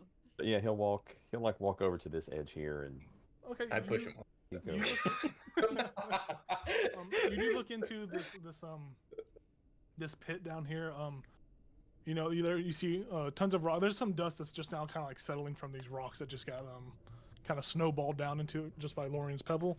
You do see that there are quite a bit of bones out here. The floor is entirely filled with bones. You see that there are some sizable animal droppings in there. You do see that at the very bottom, underneath a pile of bones, you do see something shiny, glistening in the sense of your dark vision. I have a grappling Okay. hook. I have a fishing hook. You don't have rope that Oh far. God. I have 50 feet How of long is rope. my fishing hook? I've been my whole backstory was fishing from the depths of ice. true. What the fuck am I doing? Let me lower a fishing rod into the chasm. Yeah, if you guys Well, want. Oh, it's like a Ichabod claw would have to tell machine. them that first, right? What? Yeah, So you'd have to Ichabod say would something. say to Lorian, it's like, yeah, it looks like somebody's had a feast down there for a while, and there's something's a reflection of something or a glinting of something down there. Fiska picks us up and she's like, huh? An Something odd shiny down trinket? there? She sidles on over. Like, can you vaguely point out about where you think that would be? Just kind of gesture a little. Yeah, like it's over there. Yeah, and she'll kind of like try Knock and do a yourself very out. Don't tasteful get us little, killed. I like how they're like sneaking up ahead and we're like, ooh, there's something down there, guys. You guys, so those of you that are going ahead, you do see them kind of like stop and talk about this for a second. Fiska. Jayla's not paying attention. We're She's with- No, on mission. I heard Fiska go over there because I was basically right beside Fiska, and Yes. I will like as quietly as I can run over there and say, guys, we're doing something right now. This might be something that we save for after we save the small child who's off in the distance screaming for help. That's Where'd fair. Fiska's Fiska character? Where'd pauses Fiska's a minute. character go? Hold on, where'd your character go? Oh, you know, He's down in the under, chasm. Oh, Under the guy. I was on Yeah. top of Garrett. Sorry. Yeah. So Fiska like pauses Midcast. mid cast, And then I'm like, also, that rock made a loud noise going down in there, so whatever's in here probably knows we're here now. So that's great. But doesn't matter. Let's go fishing. Not me. I'm a Yeah. ninja. Well, I assume rocks kind of fall all the time, Mm-hmm. anyways. So it's probably not. I will say, whenever the rocks did fall, you didn't hear any kind of like noises or anything, or any other such from the cave. Nothing like roused because of it. Yeah. Okay. Alright. We could Well, take he it makes a good my point. way. We can do it afterwards. Just gonna say the stupid kid. We get. I was like, oh yeah, we should probably save the kid first. Whenever he said that, that was my. Yeah, I love how he's like, let's save everyone, and then he's like, oh, shiny. Ooh, shiny. I get distracted easily. Okay. I get distracted very easily.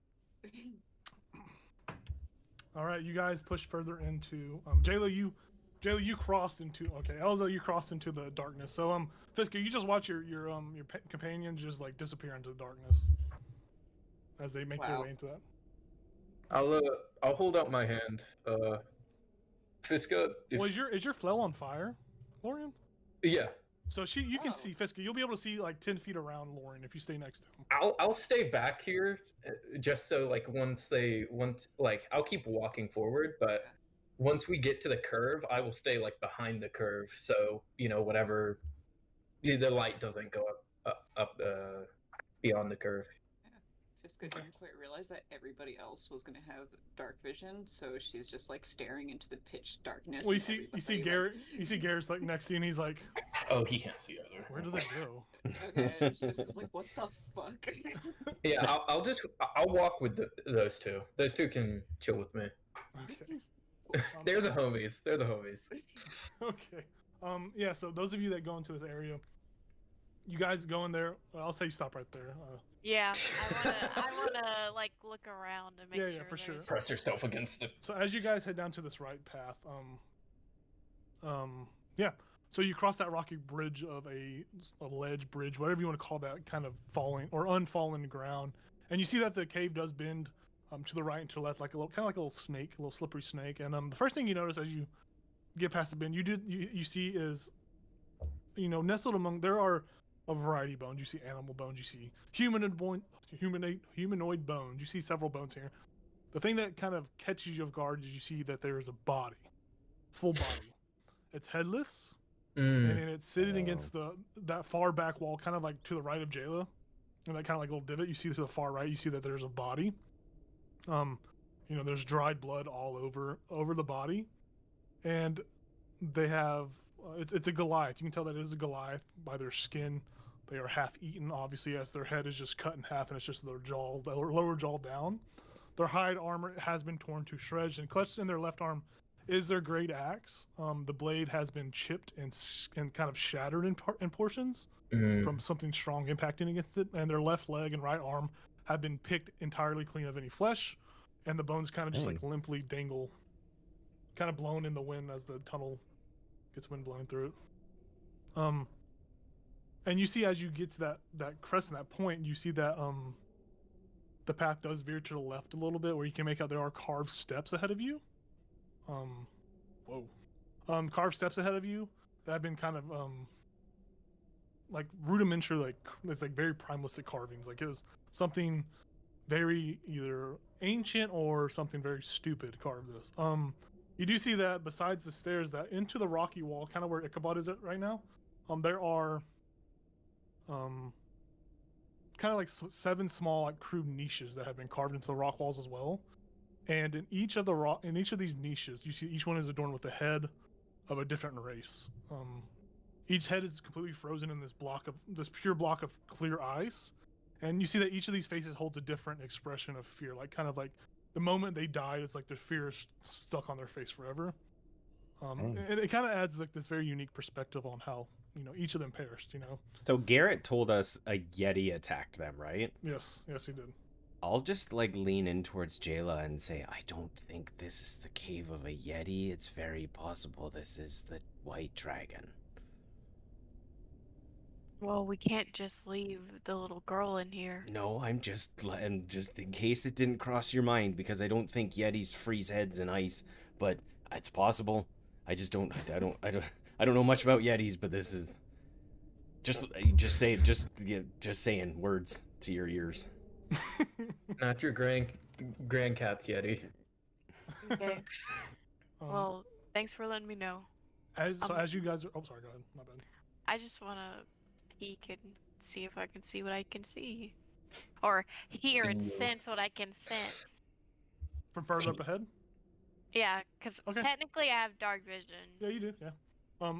Yeah. So I'll get to that in a second. I'm finished. Just kind of. You see that there is one more head. You know, it's freshly dried blood. And it is that of that Goliath, the half head of the Goliath. Oh my gosh, I can't speak. You see that it's not yet encased in this ice, but it's somehow still slightly like twitching. If it was as if it was just killed minutes ago. You see that in the center of their forehead is a symbol of a snowflake that is pulsing brightly with this chilling blue light. And you see as with each pulse, you see like bones regrowing and muscle tissue kind of reforming as the head is in like some sort of weird process of regeneration. And then from further down the cave, Jayla, you do hear, you all kind of hear these moans and cries like like kind of something like it sounds like something being like thrown back and forth across something, and sliding and just like groans. And Ichabod, you see further into Ichabod, you can see further in. Jayla, you have to move over a little bit to see a little bit further in. You see that further into, if I can do it, further into this this cave. You don't see the entirety of it, but you do see a little bit of that portion, and you see that you see the body of some halfling woman getting tossed around, and you see that there is a creature, very small creature, next to her. It's whitish. It's got these like small black horns, and it is kind of like pushing her around, like sliding her around, and like you see it like pick her up with ease and just kind of like chunk her a little bit of the way. You see this as it's like in a playful manner, not as like it's trying to like slowly kill her, but it's like playing with her. Like that's what it looks like. Ichabod, Jayla, you do kind of sense that and see that as well. It's Ichabod. Jesus. Aww. He's assuming that most people could see him even in the dark, so he's gonna motion like. Okay. I'm gonna slowly start Like, going up. let's, I'm you sorry, know, Vivian. It's my hurry 25 up and get stealth over in here. effect. Your 25 stealth is still good, Jayla. I will say those of you, if y'all want to pursue further up, like where Jayla's at, y'all are gonna have to make y'all's own stealth rolls at this point. Hell yeah! Let's do it. Let's do it. Or baby Ichabod will just shoot a eldritch blast at this thing. Yeah, you could definitely do that. Yeah. Completely up As to Jayla's been a ninja this whole time, she just sees him. Boop. Natural 20 on my stealth too. 24. You're a ninja in the dark as nice. well. You and Jayla are I'm just like- thinking. I don't know if I want to go around this I'm corner gonna with. pause the scene so y'all guys can't move anymore. So, I guess you can move. Shit, never mind. Oh, I can't now. I was. Oh, there we go. Yeah, I still. Oh, nope. Oh. You can move your character now. Pause the game. Kind of if you wanted to move further up. I don't know if I want to go around the corner with my thing lit on fire. That seems like a look at me, look at us. Yeah. I will say that I did pause it so you guys can't really move anymore. Yeah, we can But now. Jayla and LZL, you will be able to move up to where Jayla's at, like a ninja as well. With those really incredible stealth rolls. Holy shit. But I want to kind of see like what is y'all's thought process? Because Ichabod's thinking about shooting Eldritch Blast. Lorian doesn't want to go up further with light, which makes sense. And then the human, the wolf, and Fisk are kind of dragging behind just to stay within the light. So what are y'all doing? So what I'm trying to do is get a scope of the whole cave. Okay. So I'm trying to like, while the little baby is distracted, I want to like get to the corner and like see if I see a mom, because I assume Okay. there's a mom around. Okay. Before we started moving, Yes. would the information of this little, because I wasn't there yet. I was still a little bit further back. I didn't see the little baby thing. Okay. I decided to start to go forward, but I figured I would have done that based on the information that this is what is seen. Yeah. Yeah. As soon as anyone with dark vision, kind of as soon as you came around the corner, you do see this ahead. Those of you with dark vision, I mean, obviously Ichabod, you have super sight, so you can see far. You kind of your vision's kind of blocked off a little bit to the, like kind of like the bottom. Think of like the bottom, like you can just see straight ahead. You can't see the bottom part of the cave. Yeah. Even though it's like you can see it. You can see it. But yeah, those of you that kind of come around this corner, y'all do see this halfling woman. It looks like the halfling woman getting tossed around by this small, adorable creature. Okay, so if Jayla passed on the information of what she saw or Ichabod did, one of the two. Oh, no, she would not have. She assumes everybody knows how to take care of themselves because they were contracted to do something with her, so she is just going. Oh, okay. So maybe Ichabod. I can Ichabod was say just it waving. like happened and kind of like she's like slowly moving forward, and y'all can kind of discuss before she's gonna end like her movement there. I'll say you're gonna end your movement there, Jayla. For now, Yeah, I guess. so y'all can discuss it. Well, yeah, I mean, as soon as she started getting out of reach, I probably would have said, Jayla, what's the plan? What are we doing? We're gonna scope for Mom. Okay, mom of what? That thing wrote just throwing around a little halfling. And this little thing, you see as she like says that, this little thing's like, Okay. and it's like throwing, and then you hear as with each the little halfling thing's like, ah, getting tossed back and forth. So think of them like moving like this constantly, and this little thing like throwing her. It's like so they're like constantly moving right now. Jesus. And I so don't want to kill it. It's so I'll- cute. I'll just say, so if there is a mom close by, then what? Are you gonna attack it by Probably- yourself, or because not everyone else is with us? What the fuck? I thought they were behind us. Oh, I mean, they are behind considerably, like not with.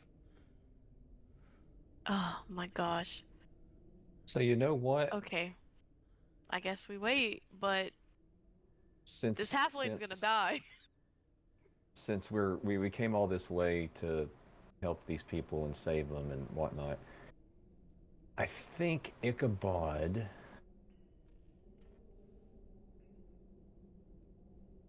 Do it. would throw an Eldritch Blast at that thing. Okay. I will say so. I'll And say, and it's like shadow and dark, so it's not gonna light the room up or anything. yeah. So I will say, Jayla, you can go ahead and make a perception check since you're trying to look for Mom as well. Ichabod, you can go ahead and roll your attack roll against this creature. So So- Ichabod's doing that without even like saying anything Well, to yeah, anybody. well, You're just yeah, like Ichabod snap wants Eldritch Blast. Yeah. Okay, So glad to have you. it's pretty good. Jacob. So Great, gla- great that we both rolled natural 20s on our stealth rolls. Garrett's like, man, I wonder what they see up there. To Fisker, he's like, what are they seeing up there? This too, I rolled a big fat 10. Okay. I'm like, where are these stupid? Where's the Okay. big one? So with Why the are they 10, not here? you don't really see nothing in this cave besides you do see at the far. Actually, you don't see shit. Yeah, you don't see anything. Yeah. You don't hear anything besides kind of your senses are kind of being overwhelmed by the sounds of this little creature playing with this halfling. You can't really pick up on anything else. He outside doesn't this. see shit. So- I also just assume she's annoyed that nobody was doing what we all agreed to come in here to do. Well, so hold on for a second. Jacob, you said that you had paused it, but we were going to be able to do our moves. Yes. Okay, Yes. so I would also be further up. Jayla and I Okay, would yeah. have had this conversation further back and then moved, is Yeah, what okay, I yeah, was for sure, assuming. for sure. Okay. Yeah, So go- I would have been... Oh, I still paused. She'll pause. Oh, is it? So I would have been probably up here keeping an eye on the baby. What I was going to eventually say was, well, why don't I watch the Okay. baby while you go scope out? And then I have 60 feet, so whatever I can see from my vantage point is probably what I would have been doing too. So Yeah, I would say it's not a lot, but yeah, Jayla didn't really hear. I will say you have an easier chance of seeing what the rest of this room. So you can go ahead and make a perception check with advantage, just because you aren't hindered by your blind. Like you're not blind.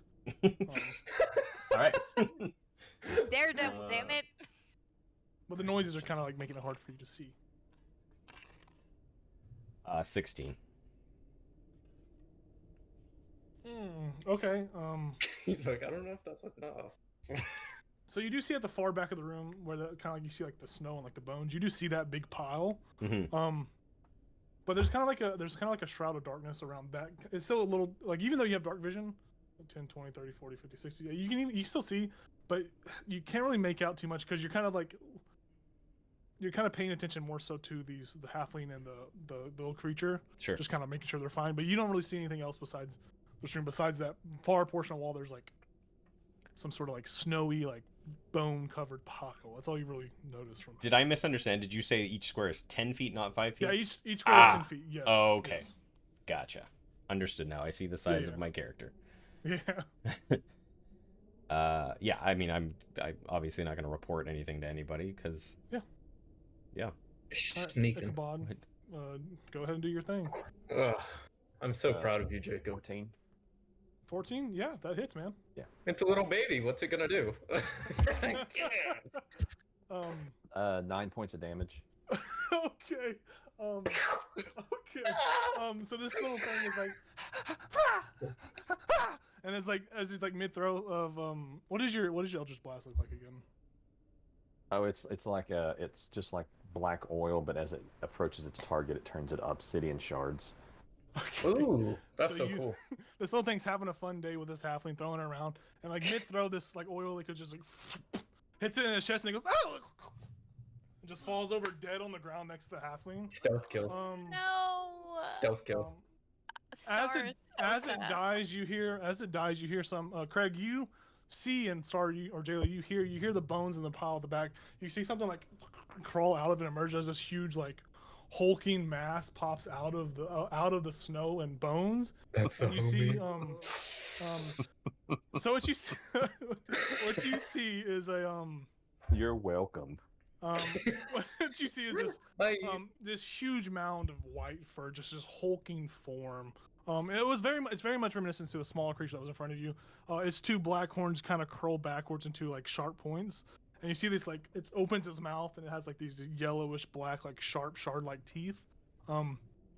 And its body is just thick. Like even through the fur, you see the muscles beneath its body. There are thousands upon thousands of scars across its body, and it sees its child die, and it. Well, also you do also notice that it's like oh, that's muscular. You see its stomach is very much protruding, like it is very much got a big belly on it. It sees its child dies and it goes and just like charges towards the halfling, thinking the halfling has killed this thing. So I need all y'all to roll initiative as this. So right before Ichabod threw off his Eldritch Blast, I was like, Yes. I had looked at the back, like you said, I saw this pile of bones, I couldn't see much. So I was just observing this little thing, and I'm like, oh, it has horns. Maybe I'm part that or something. And then all of a sudden it dies. I'm like, what the fuck? And yeah, Jayla is like, this is so fucking stupid.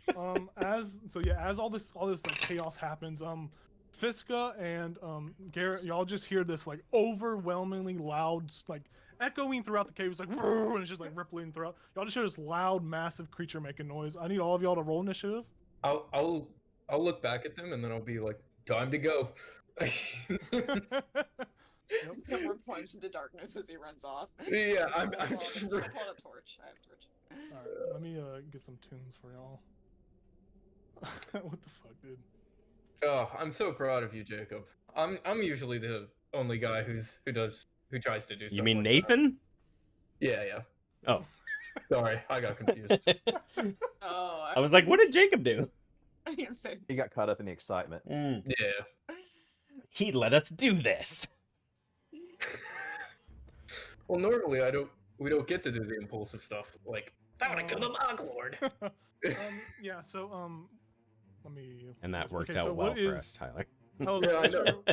what's your initiative roll? 6. Nice. Ichabod. He's just so stunned. 15. Basically, yeah. Nice. And Jayla.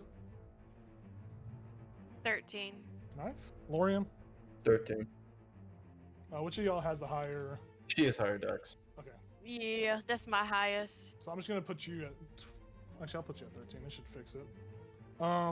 What did you get, Fiska? 7. Nice. For Garrett and So Boyd. Garrett got Natural 20. a 4. This little Am I still halfling- hidden? No, very much not so at this point. Oh, okay. Damn it. Oh, because it was probably like facing the wall or something. Yeah, it was like you. It, like, think of rolled it out it of was like bed. it was like sleeping, and it just heard its child die in front of it. I thought that was a pretty silent stealth kill. It's like, Do you I say would anything give- when you Eldritch Blast? No. No, there's nothing. Okay. oh, Just go. love it. I have to add another. Let the good times roll. Yeah. I hope you say that from That's now what on, he though. yells. Yeah. He screams that as loud as he can. He goes, Shazam! Okay. Like as- Gomer Pyle. Okay, so here's what's happening. So, all in a matter of Man. seconds, a little small Yeti tyke has died in front of everyone's eyes. I can see it. It has this like oily, like hard, like kind of like obsidian, like spikiness, just like pouring out of his chest as it's just like pierced through and through, dead on the floor. The halfling woman, she's on the ground prone, and she's like very much in like the cradle position. She's very much prone. So I do have a question before you go any further. Yes, go for it. Jayla asked if the Yeti saw her. Yes. You So as- said that the Yeti thought that the halfling woman did it. So wouldn't the Yeti have like Well, focused? So Okay, So here's go what's ahead. gonna happen. Yeah. So it's she like you're not hidden anymore. Like it sees everybody. It sees all of Oh, you in okay. that hallway right now. That's kind of what I'm talking about. Okay. It very much does still have that mentality where you can see that its eyes first went to the halfling, and its eyes kind of like take notice of you, but it's Gotcha. very much focused on that little halfling woman in front of you. So Uh-oh. as we're gonna start off, I'm gonna say, so boy is actually first in initiative, which is kind of funny. He's gonna fucking die. I don't really know if he would go further into the cave here and that. Actually, let's throw like a Oh, a That's a bravery. good call. Yeah. like a was it be like a wisdom save or like a Yeah. constitution save? Wisdom, probably. I say he rolled a 10, so I think he would be. It's not bad. It's not good, like overwhelmingly good. I think he would kind of be frozen, and just like stay put and try to. He'd probably move. Follow Garrett, probably. He'd probably move over here a little bit, but just like hunker down. He's not gonna Mhm. pursue further into the cave without any more information or commands from his Need more backup. Next up is going to be this little halfling woman. She's still cradled in a ball. She's you can tell that she's very much traumatized. She's very scared. She doesn't know what's going on, and only amplified by the roar of the Yeti, so the mama Yeti, right? Big Mama. As she's like curled over, like in a ball, she's like, oh, please, Yandala, please let me make it through this. I pray to you. I pray every night. Please don't let me die. And she's just like frozen in a state of fear, just like rocking back and forth. Ichabod, you're up, and then Jayla is on deck. Ichabod He gets 2 is gonna shots. move up here Okay, 10 feet. and throw another Eldritch Blast, the big one. Okay, go, Yeah. go for it. Ichabod. 25. Holy shit! Yes, that hits, sir. yeah, Yes, that hits, sir. Oh, 4, 7 plus 11 points of damage. That is a solid hit, dude. Yeah, you throw this Eldritch Blast right at it, hits it in its like chest, and it falls down a little bit, falls down to the ground a little bit, and stands back up, only angered more. Now noticing that there is another. Actually, it's gonna make a. Nope, it still thinks the halfling woman killed his child. So it just looks at you and just goes "Roar," and just roars at you and starts like beating on its chest a little bit, kind of like a gorilla. What do you want to do? Anything And else? at that, I am going to move. back there. 20, okay. And then I'm done. Okay. That's so funny. Jayla, it's your turn. Lauren, you're on deck. Yes, sir. Seeing this big, massive creature. And this thing is well like 12 feet at least, 10 to 12 feet at least. It is huge, and it is equally as wide as it is tall. Think about it like that. Dang. Okay. I'm gonna. This will be the first time y'all see Jayla not approach straight up, Oh. and she's gonna use her crossbow Okay. and shoot a bolt. Does that mean you put your shield away? Well, it's on my arm. It's like one of those ones that come out like this, but it's up to Jacob. Well, no, we did talk about it previously. Her shield and her crossbow are kind of one and the same. Oh, okay. It's like think of it as like on the Yeah, bottom is I like a was little just- finger tap, and like it shoots out like a bolt. Mm. But it would take her it would take her like a whole action to like reload it and all that. Okay. Yee.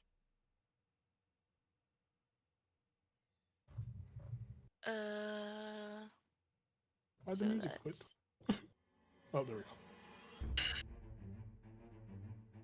That was just the music stopped because it's foreshadowing her her death. Yeah. 25 to hit. Yes, that hits. God dang, guys. I Crazy. got a +7 to hit, so. Okay, Oh, right. 7 points. It has taken notice of you, and it's going to. It's not going to make a save because it doesn't see an arrow. It sees the arrow come as it's yelling. The arrow kind of like hits it in its cheek, like pierces one side of his cheek, and cuts like the like the corner of their mouth, like cheek area. It cuts that a little bit. It's not happy. I have to use an action to reload my bolt, You're or going to need to use an action to reload your weapon. Yeah. oh, I this is can't your use shield, since it- bonus. No, since it's acting as your shield. Okay. You use your action to shoot your bow, by the way, your crossbow bolt. Yeah, I know. Yeah. Mm, I will say you instinctively reload it throughout your next turn. You can't shoot it again, but you will be able to shoot it next turn. I yeah, think that's how that works because I think it's a. I light. was just gonna use my bonus action to reload it. You don't even have to do that. I'll just say over your next turn it will reload. Okay. Kinda like I that. was just saying that because I can't do anything else. Okay, so. yeah, you use your bonus action to reload your bolt on your shield. Yeah. As long as you have a free hand, Yeah. you'll just reload it. Yep, and then I'll move. I guess. I know that thing is dead, but I'm gonna stand right next to it, trying to help block Red. the halfling. Okay. You stand in front of it. Good job. That's your turn. Mhm. Lorian, it is your turn, buddy. Okay, gotta roll a d6. Okay, it's a 2. I'm okay. Oh, oh, Hey, a little close, huh? oh. I will.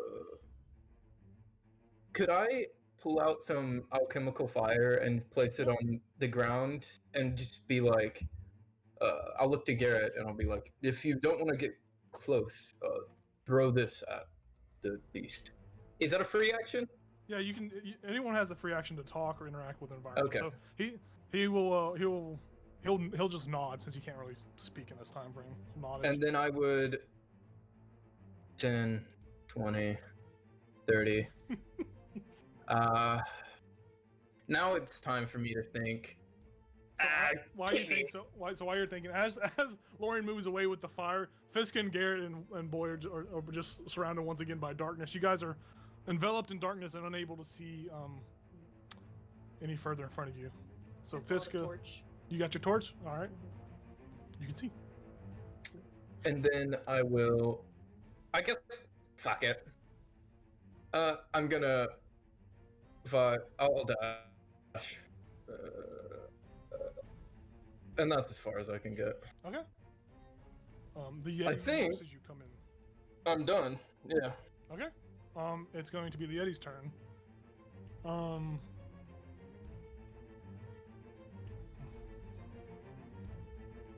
Yeah, it's going to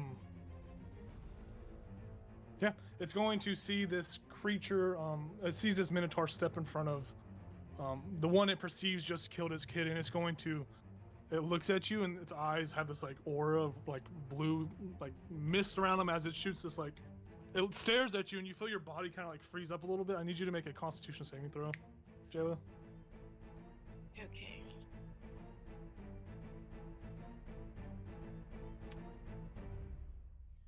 Ba-dum-bum, ba-dum-bum-bum.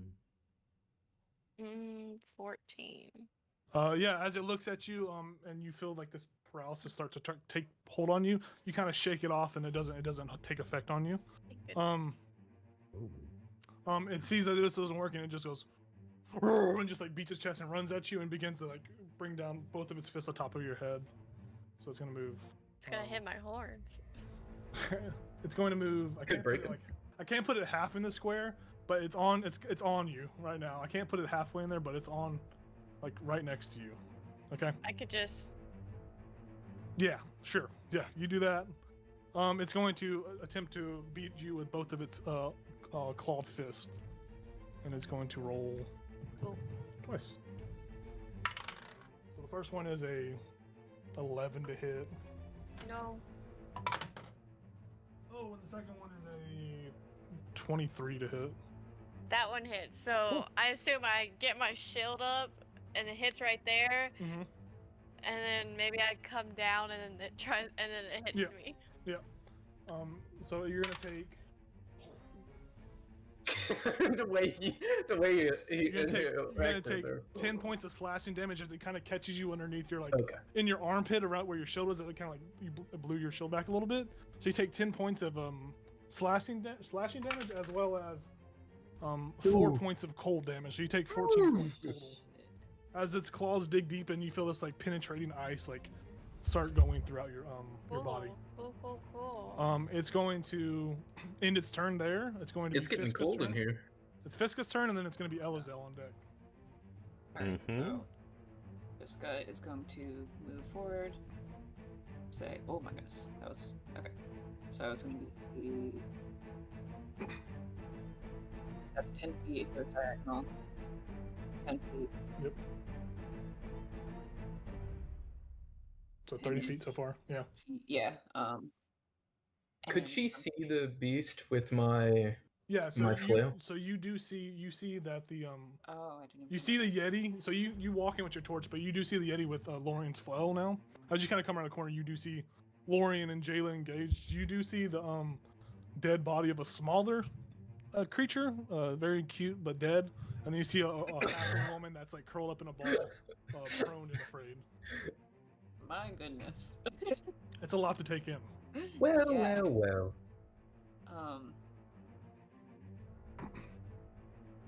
Fiska is going to try and get the halfling woman's attention. Okay. She's really just going to be like, Okay. Does the halfling woman change at all?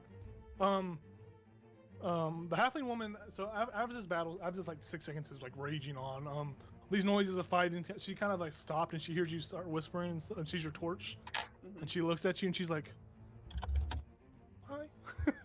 She's like trying to be quiet, but she's like, "Hi." Yeah. That's like she like responds like that. So she takes notice of you. This is going to like beckon at her, like, can you move? She's like this. She just puts up 2 thumbs. She's trying to stay as quiet as possible. That's what her goal is right now. Cool. Okay. Fiska is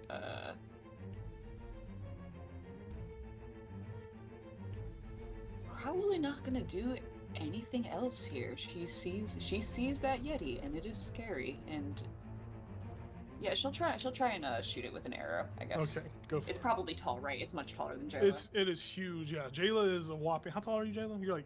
I'm like half its size. Yeah, so Jayla's like 6. I think like 6 foot, right? Or you're Six. pushing 6. Yeah.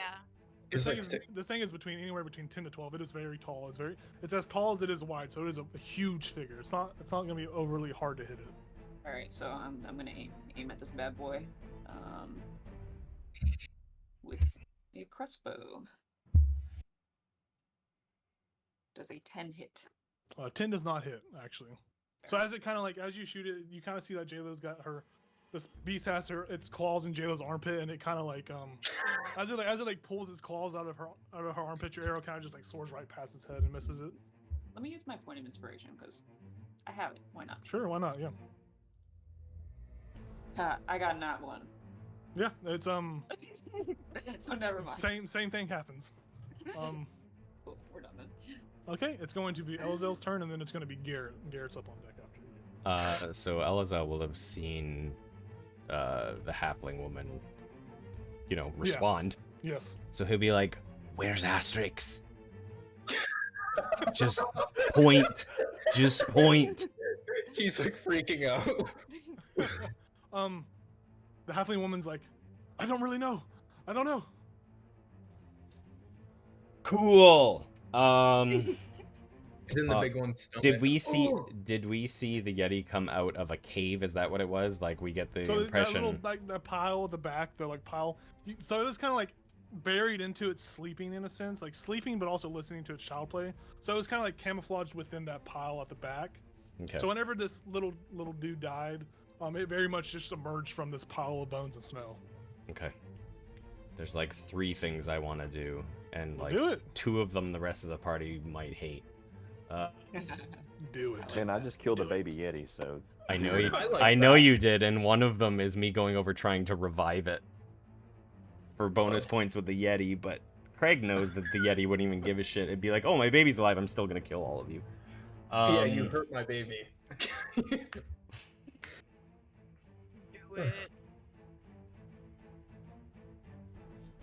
I am going to cast Fog Cloud. Okay. Interesting. That sounds cool. I don't know what that does, but hell yeah. I'm gonna cast it over top of it. So the squares, it's gonna be a 20-foot radius sphere. Okay. So it's gonna be over the Yeti, Jayla's square, and the 2 squares above. So like that. Mm-hmm. Cool. Then I am going to. What's it look like? Is it like what color? Wouldn't It's blue. It's crackling with lightning, but it's not like damaging lightning. It's basically just like using my lightning Oh. energy. And so I'm going to use my feline agility to double my movement speed. Okay. Nice. And I am going to go 10, 20, 30, 40, 50. Right there. Around. Sheesh. Okay. Yeah, I get you. To see what is in the cave that the Yeti just came out of. Okay, so No. you using like your action was a cast. Feline agility is just your innate It's a character. special, yeah. So I'll say this as a bonus action. You kind of actually you get a free interaction. You can go ahead and make a investigation check as you're kind of like filtering through these bones. I'm gonna use my inspiration. Go for it, dude. Yeah, for sure. Oh, fuck you. Nope. Okay. I rolled a natural 1 and then a 2. Okay. What's a plus? What's your 2? 0. It's a 2. Okay, yeah. So he with doesn't that, see the little that tiefling leg too- sticking out. So with that, with that too, you're filtering through the bones and all that, and you're going through it. You're poking your hands on all the bones that are in here. There are various. You see, there's like humanoid bones, animal bones. There's just tons of bones.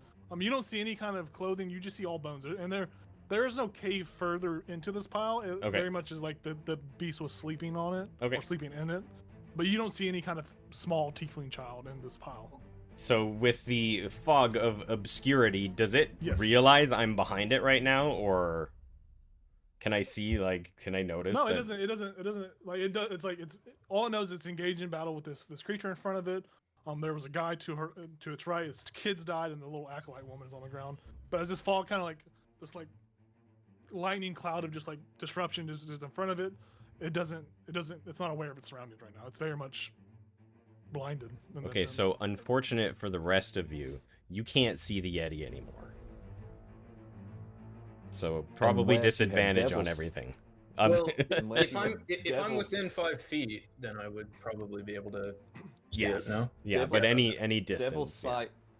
Devil's sight lets you see in magical darkness as well. yeah, there it you- does. There you So go. you can see. I think you should be able to see it still too. So Yeah. Ichabod can see it. Lauren, I will say that from where you're at, you do see it's like fucking Achilles heel. You see its Achilles tendon popping out of the That's foot. mine, baby. Like, you see its foot, like its foot. It's not. It's like I'm ending your it's in it, basketball but career. you can still see that massive. Like you can still see like kind of like the massive shape. Like it hasn't moved, so you know where it's at still. You have a good guess. So, can I use a bonus action to like obscure myself where I am? Usually takes like an action to hide. I will say you can. Oh, that's true. Yeah. Okay. I will say I will let you do it. But it's gonna be like a disadvantage. Sure. I'll say you roll a disadvantage to like hide within the bones or kind of like Stealth. get in the bones. Yeah, to kind of be more stealthy, so less notice, I guess. How morbid is it to like get right up against the bones? Well, my first roll is a natural 20. Let's see what my disadvantage is. Natural one. Oh shit, 19, 23. Yeah, Oh. so you Nice. feel like with the fog cloud descending upon it, it's not being able to see, and you kind of like burying down into the bones that you're not going to be noticed. Just- unless you make yourself noticed. For what it's worth, I just rolled a 1 and a 2 on one roll and a 20 and a 19 on the second roll. So Notice that. balance, man. I'm a Libra. Very nice. All things balanced. I will say you are considered hidden in the sense. So All right. let me let's just say you're you're Oh, you're a little screamy dude. That's what you are. You're frightened, but you're not frightened. I'm a little you are screamy hidden. dude. All right. You're scared and hiding in the corner. It's going to be Garrett's turn. Garrett's going to pick up the alchemical fire, and he's going to like hug the wall as he like tries to make his way towards, and he's going to get about like right there, because he is very much exhausted and like his body just can't bear the movement or have much strength to do anything right now. So that's as far as he can move, and he's gonna look at the alchemical fire and look how far into the darkness where the torch of Fiska is and the flail of Lorin is, and he's just gonna see that giant cloud of like obscuring lightning, and he'll be like, "What the fuck is going on?" Yeah. Nope. That's his turn. He can't chuck it like a quarterback. The dead Yeti tyke is gonna let out a cloud of death gas as it lets Oh, out its shit. last. Oh, it was making death saving throws. That's crazy. Oh no, it's entirely dead. It doesn't make Okay, death save. This was just okay. the gas that was in its body just tooted out. It's It had a Oh, turn, did it but it bounce didn't like get to a- take a turn. yeah. It died. Its health points was 9, so it died instantly. It doesn't even get to do anything. The wolf's turn. Ichabod doesn't miss. The wolf is going to see its owner move up a little bit, and it's going to kind of take a strategic position next to it. It's not advancing further in to the cave. The halfling woman is going to stand up, use half of her movement to stand up, and then she's going to book it I'm getting the fuck out of here. over to Fiska. I think this High-fives. is. She sees you go for a high five. She just keeps running. She's just bolting. She's bolting past you. Left you hanging. That was 5, 10, 20. That's her movement. Ichabod, your turn. Jayla, you're on deck. So Ichabod, you do see this cloud of disruption, this lightning, and you are able to look through it with your devil's sight. You do see the Yeti and Jayla in intense battle. And Jayla can also see because she has blind sight. She just is FYI. blindsided, so she Yeah. can see as well. Yep, that is right.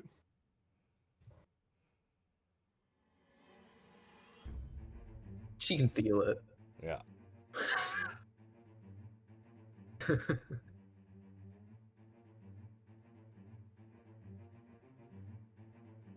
This makes me want to like Pirates of the Caribbean Yep. or something.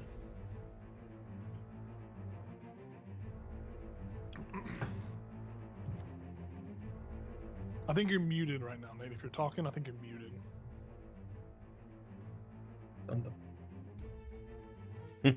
He says no. Opportunity. Oh, there you go. Yep. So. Okay. So. Okay. Do I have that from? Like, somebody take it. Anybody else? I can hear some of the words. I think you're saying something. Still lag anything? Oh, you're still lagging a little bit. Can you try one more time? Oh, Mute. yes, you have a clear shot. You do have a clear shot. But you did me clear here. Yeah, so Jayla, even though Jayla is tall, this Yeti is massively tall, so you can still see it clearly. It's not going to give you any kind of disadvantage or anything on this attack. So you're good.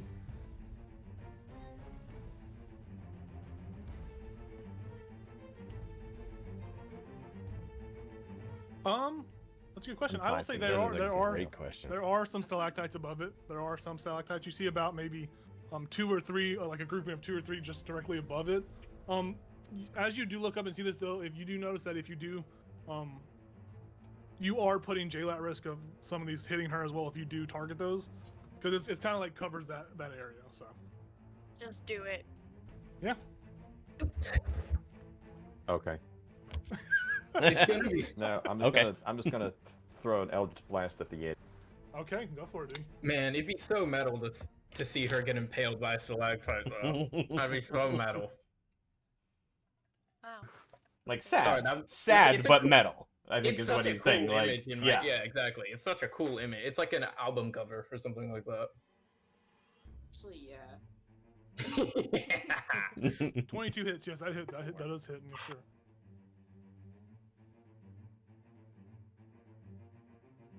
Nice. Damage. Nice. That's a good good hit. Yeah. So as you let this eldritch blast of like obsidian oil like shot at magic at it, you do see that as this one hits, the creature does look bloody now. It is it's still like it's obscured by darkness, so you see it as it gets hit. It's kind of like flailing around wildly. Yeah. You want to do anything else? Cool. All right, Jayla, it's your turn, and Lauren, you're on deck. So I am looking pretty hurt. So I'm gonna use second wind Okay, go for it. Is that a bonus action, or does it just happen? bonus action. Okay, bonus action for that. So I heal 8 points. Nice. For what it's worth, anyone obscured by a fog cloud is blinded. Okay. Does not affect Jayla because she has blind sight. Yeah. However, the Yeti, their attack rolls against them have advantage, and theirs have disadvantage. Okay, so it's blinded, and there's advantage against it and disadvantage when it attacks. Yes. Okay. So I will say if Ichabod wants to like re-roll to see if he rolls a nat 20, he can do that. He did.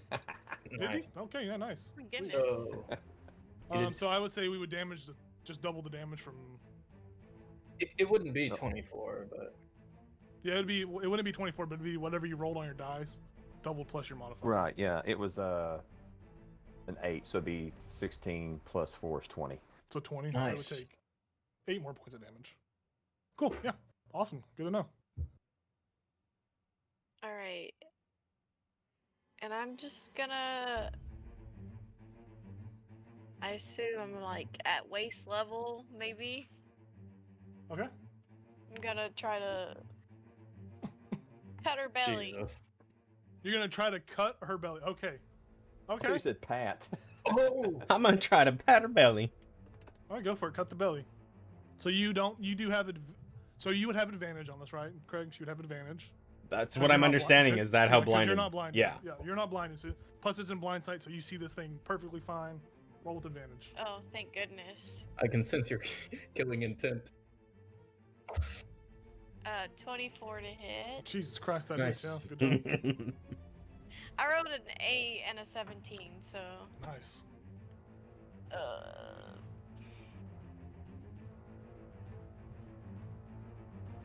Ooh, yay. So 11 points of damage. Okay. Yeah, you slice across its stomach, and from its, you see it, it's like, it's severely hurt. You see that it is just absolutely just like getting its ass beat. And as you cut its stomach open, you do see intestines fall out, and you see like a sack roll out of its belly as well. You can't see what's inside of the sack, but you see something roll out of its belly as well as it like plops at your feet. And it just looks at you, and it's like grasping its belly, and it's just like on it's like, you know, Yeah. messed Feels up. so bad. My question was, did it look pregnant? Yeah, Or did it yep, look like it yep. ate something? Yeah, it looked pregnant. Who knows? I don't know if we could tell the difference. If it was just like a full belly, or did it look like it was like, 8 months pregnant? Could be asterisks. Yeah, that's what I'm thinking. Maybe it just swallowed Asterix whole, Did you want to do anything else, Shayla, on your turn? and that's why you didn't find it. That's all I can do, because if Action, I move, bonus action. Okay. Well, if you move, it can't hit you. It's got disadvantage on its it attack could rolls. still hit. Okay. All right. Cool. It's your I'll turn. just stay there. Yeah. Lauren, it's your turn. Okay, I'll loop around the back Go for it. of Lil Homie. Okay. So And, roll with advantage on it. Yeah.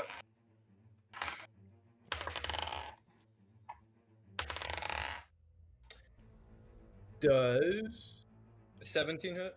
Yeah, for sure. Nice. Okay. So I get a D8 and a D4. My Crimson Rite is a Rite of Flame, so the D4 will do fire damage. Okay, for sure. 5, 2. I do 13 points of damage. Yeah, 2 man, of that's fire. Yeah, how do you want to do this? How do you want to kill it? Oh shit! I'd like to. I get behind it, Mhm.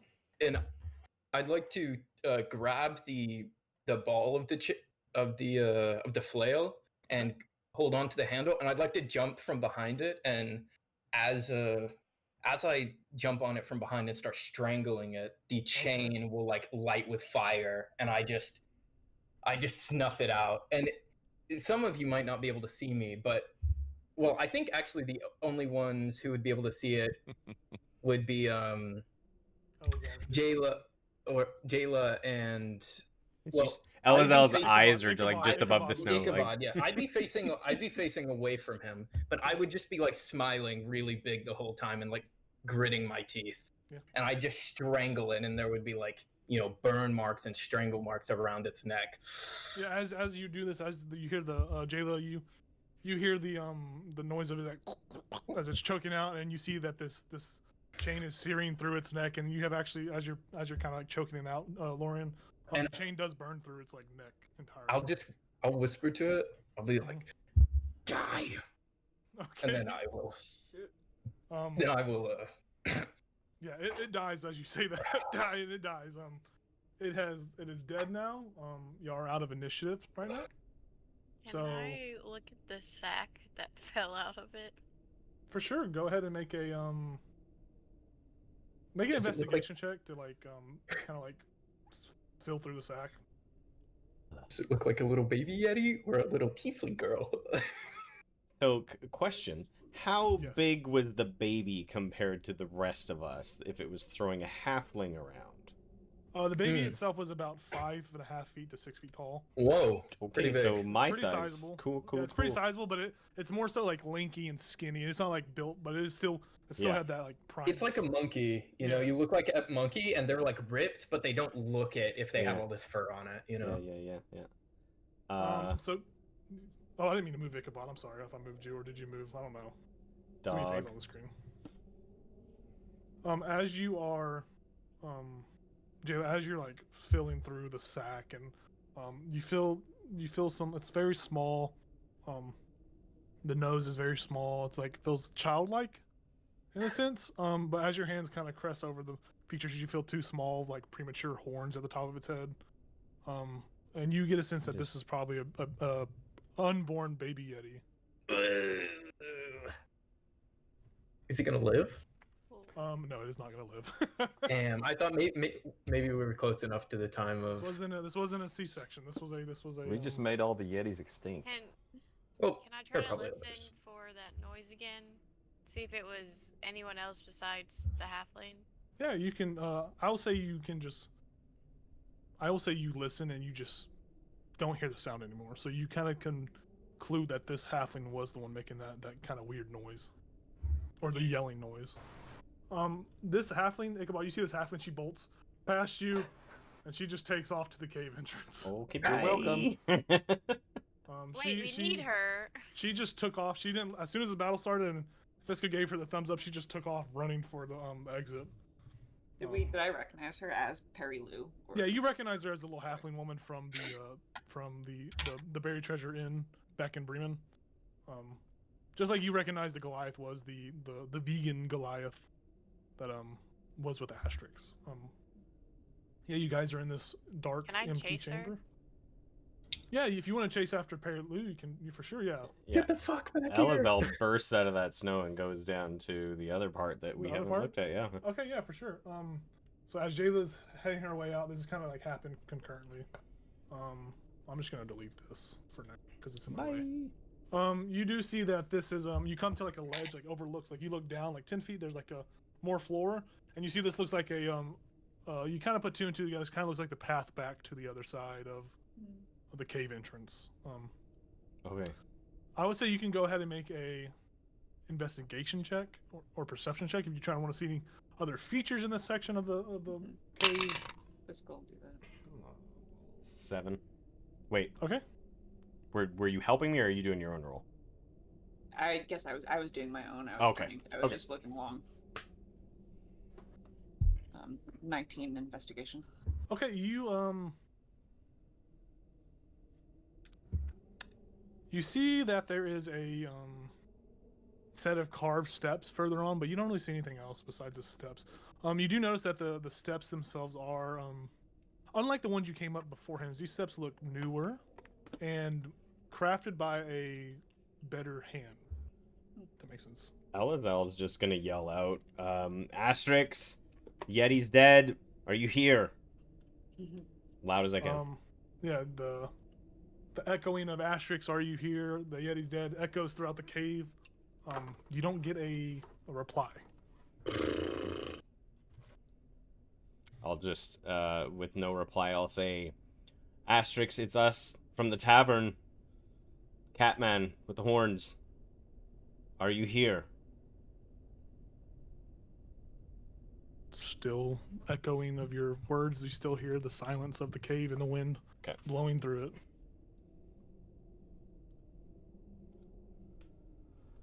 All right.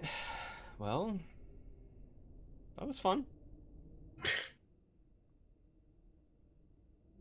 I'm glad that Gives fog cloud Naps worked out. Biscuit's chance to go Yeah. fishing. Yes, sorry. Oh, I was just gonna say I don't know if anyone would notice if they're all looking away from me, but he I would be kind of like frozen in kind of the position I was, and he'd just be kind of like shaking. Yeah, I think as the kind of like the fog cloud kind of disperses as well. And he's just like whispering under his breath as he's shaking. Yeah. As the fog cloud kind of disperses, you guys if you do notice that, I will let y'all narratively notice that. I won't say who does notice it, but y'all can notice Lorian's kind of like his state right now, I guess. Yeah, I would have, if I didn't hear anything, I would have turned back, actually dispersed the fog cloud, because it lasts for an hour. Okay, So perfect. I would have been like, well, Yeah, we don't that's a need good this sign. anymore, and then I would have seen him, and I'd be like, yo, you alright? Because you're still holding onto the chain, right? Like, Yeah, I was. Yeah. Yeah, I'm still holding on. To I'm the like, thread. she's dead. She's dead. You okay? He wouldn't like acknowledge you. He wouldn't like recognize that you're talking. He's Like, kind you of, don't even hear it? yeah, he's kind of like caught in his moment. Okay. Up in that moment. Girl boss moment. If you're not, no.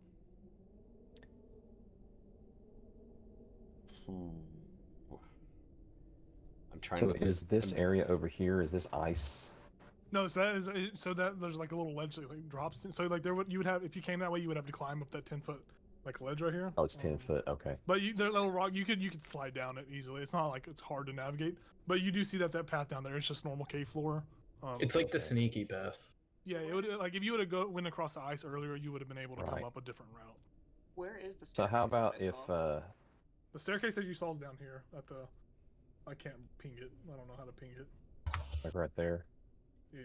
You just hold left click. Okay, got Yeah, it. yeah. They just look. They look newer and fresher. Like this path seems like it's a alternate path. Okay. Like it's like it was like someone like burrowed it out, or someone like recently made this entrance. Oh, were they hunting a yeti and then they got fucked up?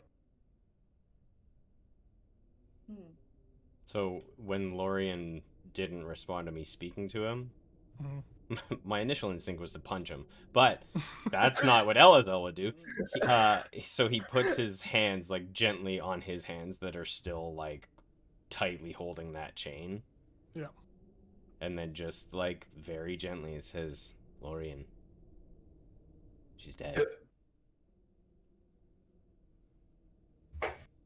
He'll like look over and just nod You can let go. and yeah, he'd let go of the chain. He'd still hold on to the flail.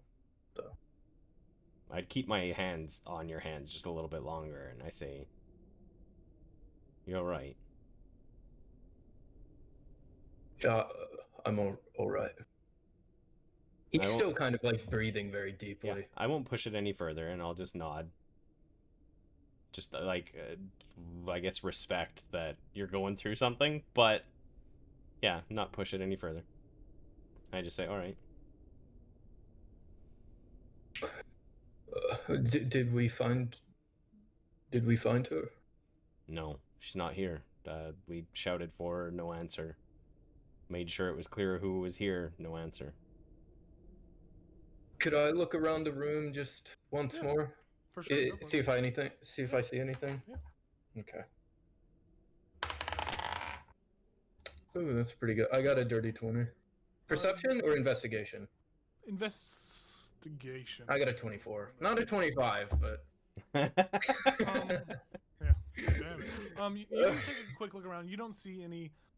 You don't see any like clothing that would like you would have remembered the Asterix was wearing like the Mhm. fur she was wearing. You would have had enough time to like recognize the fur she was wearing and all that. You don't see any kind of bones or any kind of bodies in here that kind of would say that it is her, but you do see that the like tucked under the like tucked inside of the stomach of the Yeti itself, you find like 6 gold pieces that you kind of like pull out that are just covered in Profit. slime. Other than that, you don't see anything else in this room. Elazar has a quick thought. He's gonna run over and move the Goliath out of the way to search behind him because he's huge and she was small. I think actually he probably wouldn't take the 6 gold. He'd probably just leave it even if he saw it. Okay, yeah. And then Elzo, you said you're gonna run back over to where the Goliath's body was at. Yeah, move him out of the way because he's in this crevice, right? Yeah, he's like in that crevice. So I just want to push him over and see if she might be hiding behind him. You push the body over and he goes, falls against the ground. There's just the cave wall there, man. Okay. Just making sure. While all this kind of or do you want to do something else, Fiska, before y'all get Yeah. outside? Yeah. Fiska was gonna fly up onto this ledge and go Okay. down this alternate route just to Okay. like check it out. You And- see. Oh, sorry. Go ahead. And then she was gonna go fishing. Yeah, as you fly down this path, you don't see any kind of inherently different or any kind of other features. Besides it just being maybe a smaller path, that's kind of what have aided you probably to sneak up better on this situation. And then if you're gonna go fishing over there, you're gonna fly over the chasm and go fishing, or are you gonna fly into the chasm and go fishing? I was just thinking that. Okay. Yeah, I'll fly in. Okay, so you're flying over this chasm. I will say go ahead and it's kind of. I would say you're gonna have to make like some sort of check at disadvantage. I would say this is a fishing check. I say your. What would that even be? I can't even think of what that would even be. Let me look. Dex? A dexterity check, maybe, or let me see. I could describe a little differently what it'll be. Yeah, so you probably- describe and you can tell me. You can Okay. you can argue whatever skill you want to use. So I'm gonna fly down until I can see the shiny thing that Ichabod mentioned. Okay, so as And you fly down into this, it is very dark in here, so it's kind of hard for Mhm. you to see the bottom of it. So I will say you get about 30 feet down into the chasm before it becomes like dark where you can't see any further. So you want to be able to see any kind of inherently shiny stuff. Okay. Unless but you do remember from what you were saying, you can triangulate where he was pointing at. So you do have a good rough like window. If that makes Okay. sense. And then I guess I will lower the hook, kind of like using it more like a claw machine than like casting it to Okay. get something That moving. claw. Oh, what'd I do? Oh, Don't look at that. What was that? I I didn't was see trying to anything. make her like I was trying to make her 30 feet down, but Oh, cool. I'll just do it like this actually. I'll do positive 30 instead of negative 30. There we go. So you're down there 30 feet. Yeah. So I would say go ahead and what check did you want to try to use for that? I think I guess for that, consider for how it turned out, Dex would probably make sense, wouldn't it? Sleight of hand. Sleight of hand. I will say you can either use. I will say you could probably use. Since you're fishing, I will allow you to use like your highest stat, which is investigation, I believe. Yeah. Okay. Oh. So I will say okay. since you are fishing, I will let you use the highest stat you have. I think that makes sense until I brainstorm a better concept of it. Thank you. 23. Yeah. so Nice. You lower your hook into this chasm, you do hear the hook go like clank against the walls a little bit as some rocks begin to fall. But eventually it takes you about 2 or 3 minutes. Eventually, as you're like moving around, you hook something, and you begin to reel it up. And you see it's like a it's a very small like circular think of like a makeup mirror, you know what I mean? Like it's like a small makeup mirror. The top of it, there is a 6-pointed blue star on it. On the top of it, it looks like a religious origin, like has like a religious meaning or some sort. But you pull it up and it's just a very small like open, like you can open it. It's kind of, it is a makeup mirror. Think of it as a makeup mirror. Okay. But it has that sigil on it. But yeah. Cool. I pocket that shit. Thank you. Cool. So you What can a makeup mirror? Like a compact. I would say you can, yeah, it's like a very circle. It's a circle that you can open. It's got like a small mirror in it. Yeah. I would say you can just write it down, the item as, you can just add it as fucking, I don't know, a snowy mirror. Snow mirror. Small snow mirror. I'm gonna get back to you later with it. I just want to have an inventory so I can get back to you with it. It reeks of magic. As all this kind of, these events are happening in the cave, Jaylee, you catch up to Garrett, and you and Garrett catch up to Perilu. I'll say Fisker, you're kind of still in the chasm while this is going on. Okay. So you do approach Perilu, and Garrett's with you as well. Hey, where are you going? Getting the fuck out of there. They're dead. Where's Astric?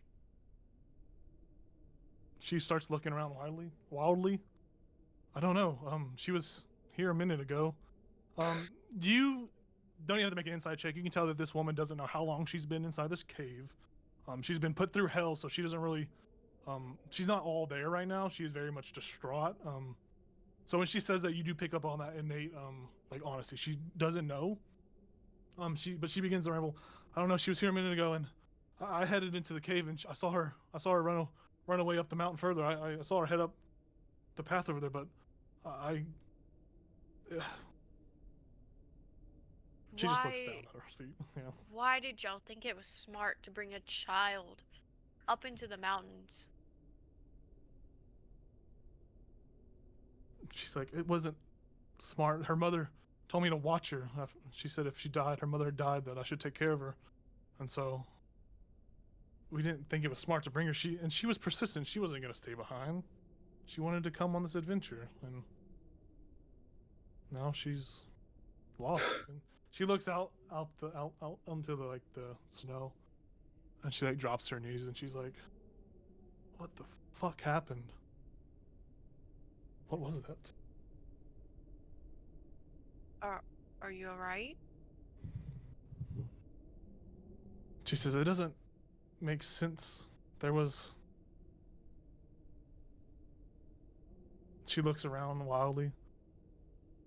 "Did you kill both of the Yetis?" Yeah. The baby and the mom? "No, did you kill the bigger one?" Uh... And as she says this, and as you're hearing this, you hear these like massive like as like it sounds like the heavy footfalls coming closer, and you see that you see that out in the distance is a 15-foot tall Yeti approaching with a goat slung over its shoulder as it walks closer to the cave, and it's just approaching slowly. And that's where we're getting the session for the night. So this another Yeti has seemingly walked into these events. You guys are all in y'all's kind of respective places. I will say. I will let Elazel, Ichabod, and Lorian to move up like halfway. So I will say. Like here? I would say about to where the bones are at, right there. Yeah, I think that's a fair. I think y'all would have been walking back as this would happen. Fiska had her fishing trip, so she's still kind of in the chasm. So y'all would see her fishing. Ooh, I can get it. But yeah, so that's where we're getting the session for the night. So yeah, it was a good session. We killed his wife and kid, and he's like, oh. Sure did. You know what I wanted to do? I wanted to sneak up and like knock out the baby. Just like non-lethal damage and knock it out, and then get the halfling out.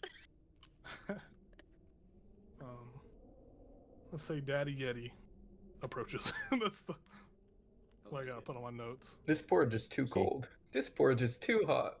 This porridge is just yeah, right. So that's it for tonight, folks. Thanks for tuning in. To those of you that stuck around and watched, thank you for joining us. I want to say thank you to everyone that's playing in this game, as well as those that watch and do support or try to support when they can. I look forward to seeing everybody next week. There'll be our Halloween episode, so you'll see some of us may be dressed up, some of us may not be, but it's gonna be a fun session. There's gonna be probably another battle. More than likely, there's gonna be a battle at the You mean we beginning can't of the talk session. to him? Yeah, so thanks for We're joining gonna us. rationalize with the giant yeti. Thanks for joining us, and as I always say, kind of we pride ourselves on originality, but to completely rip off Matt Mercer, is it Sunday yet? Bye.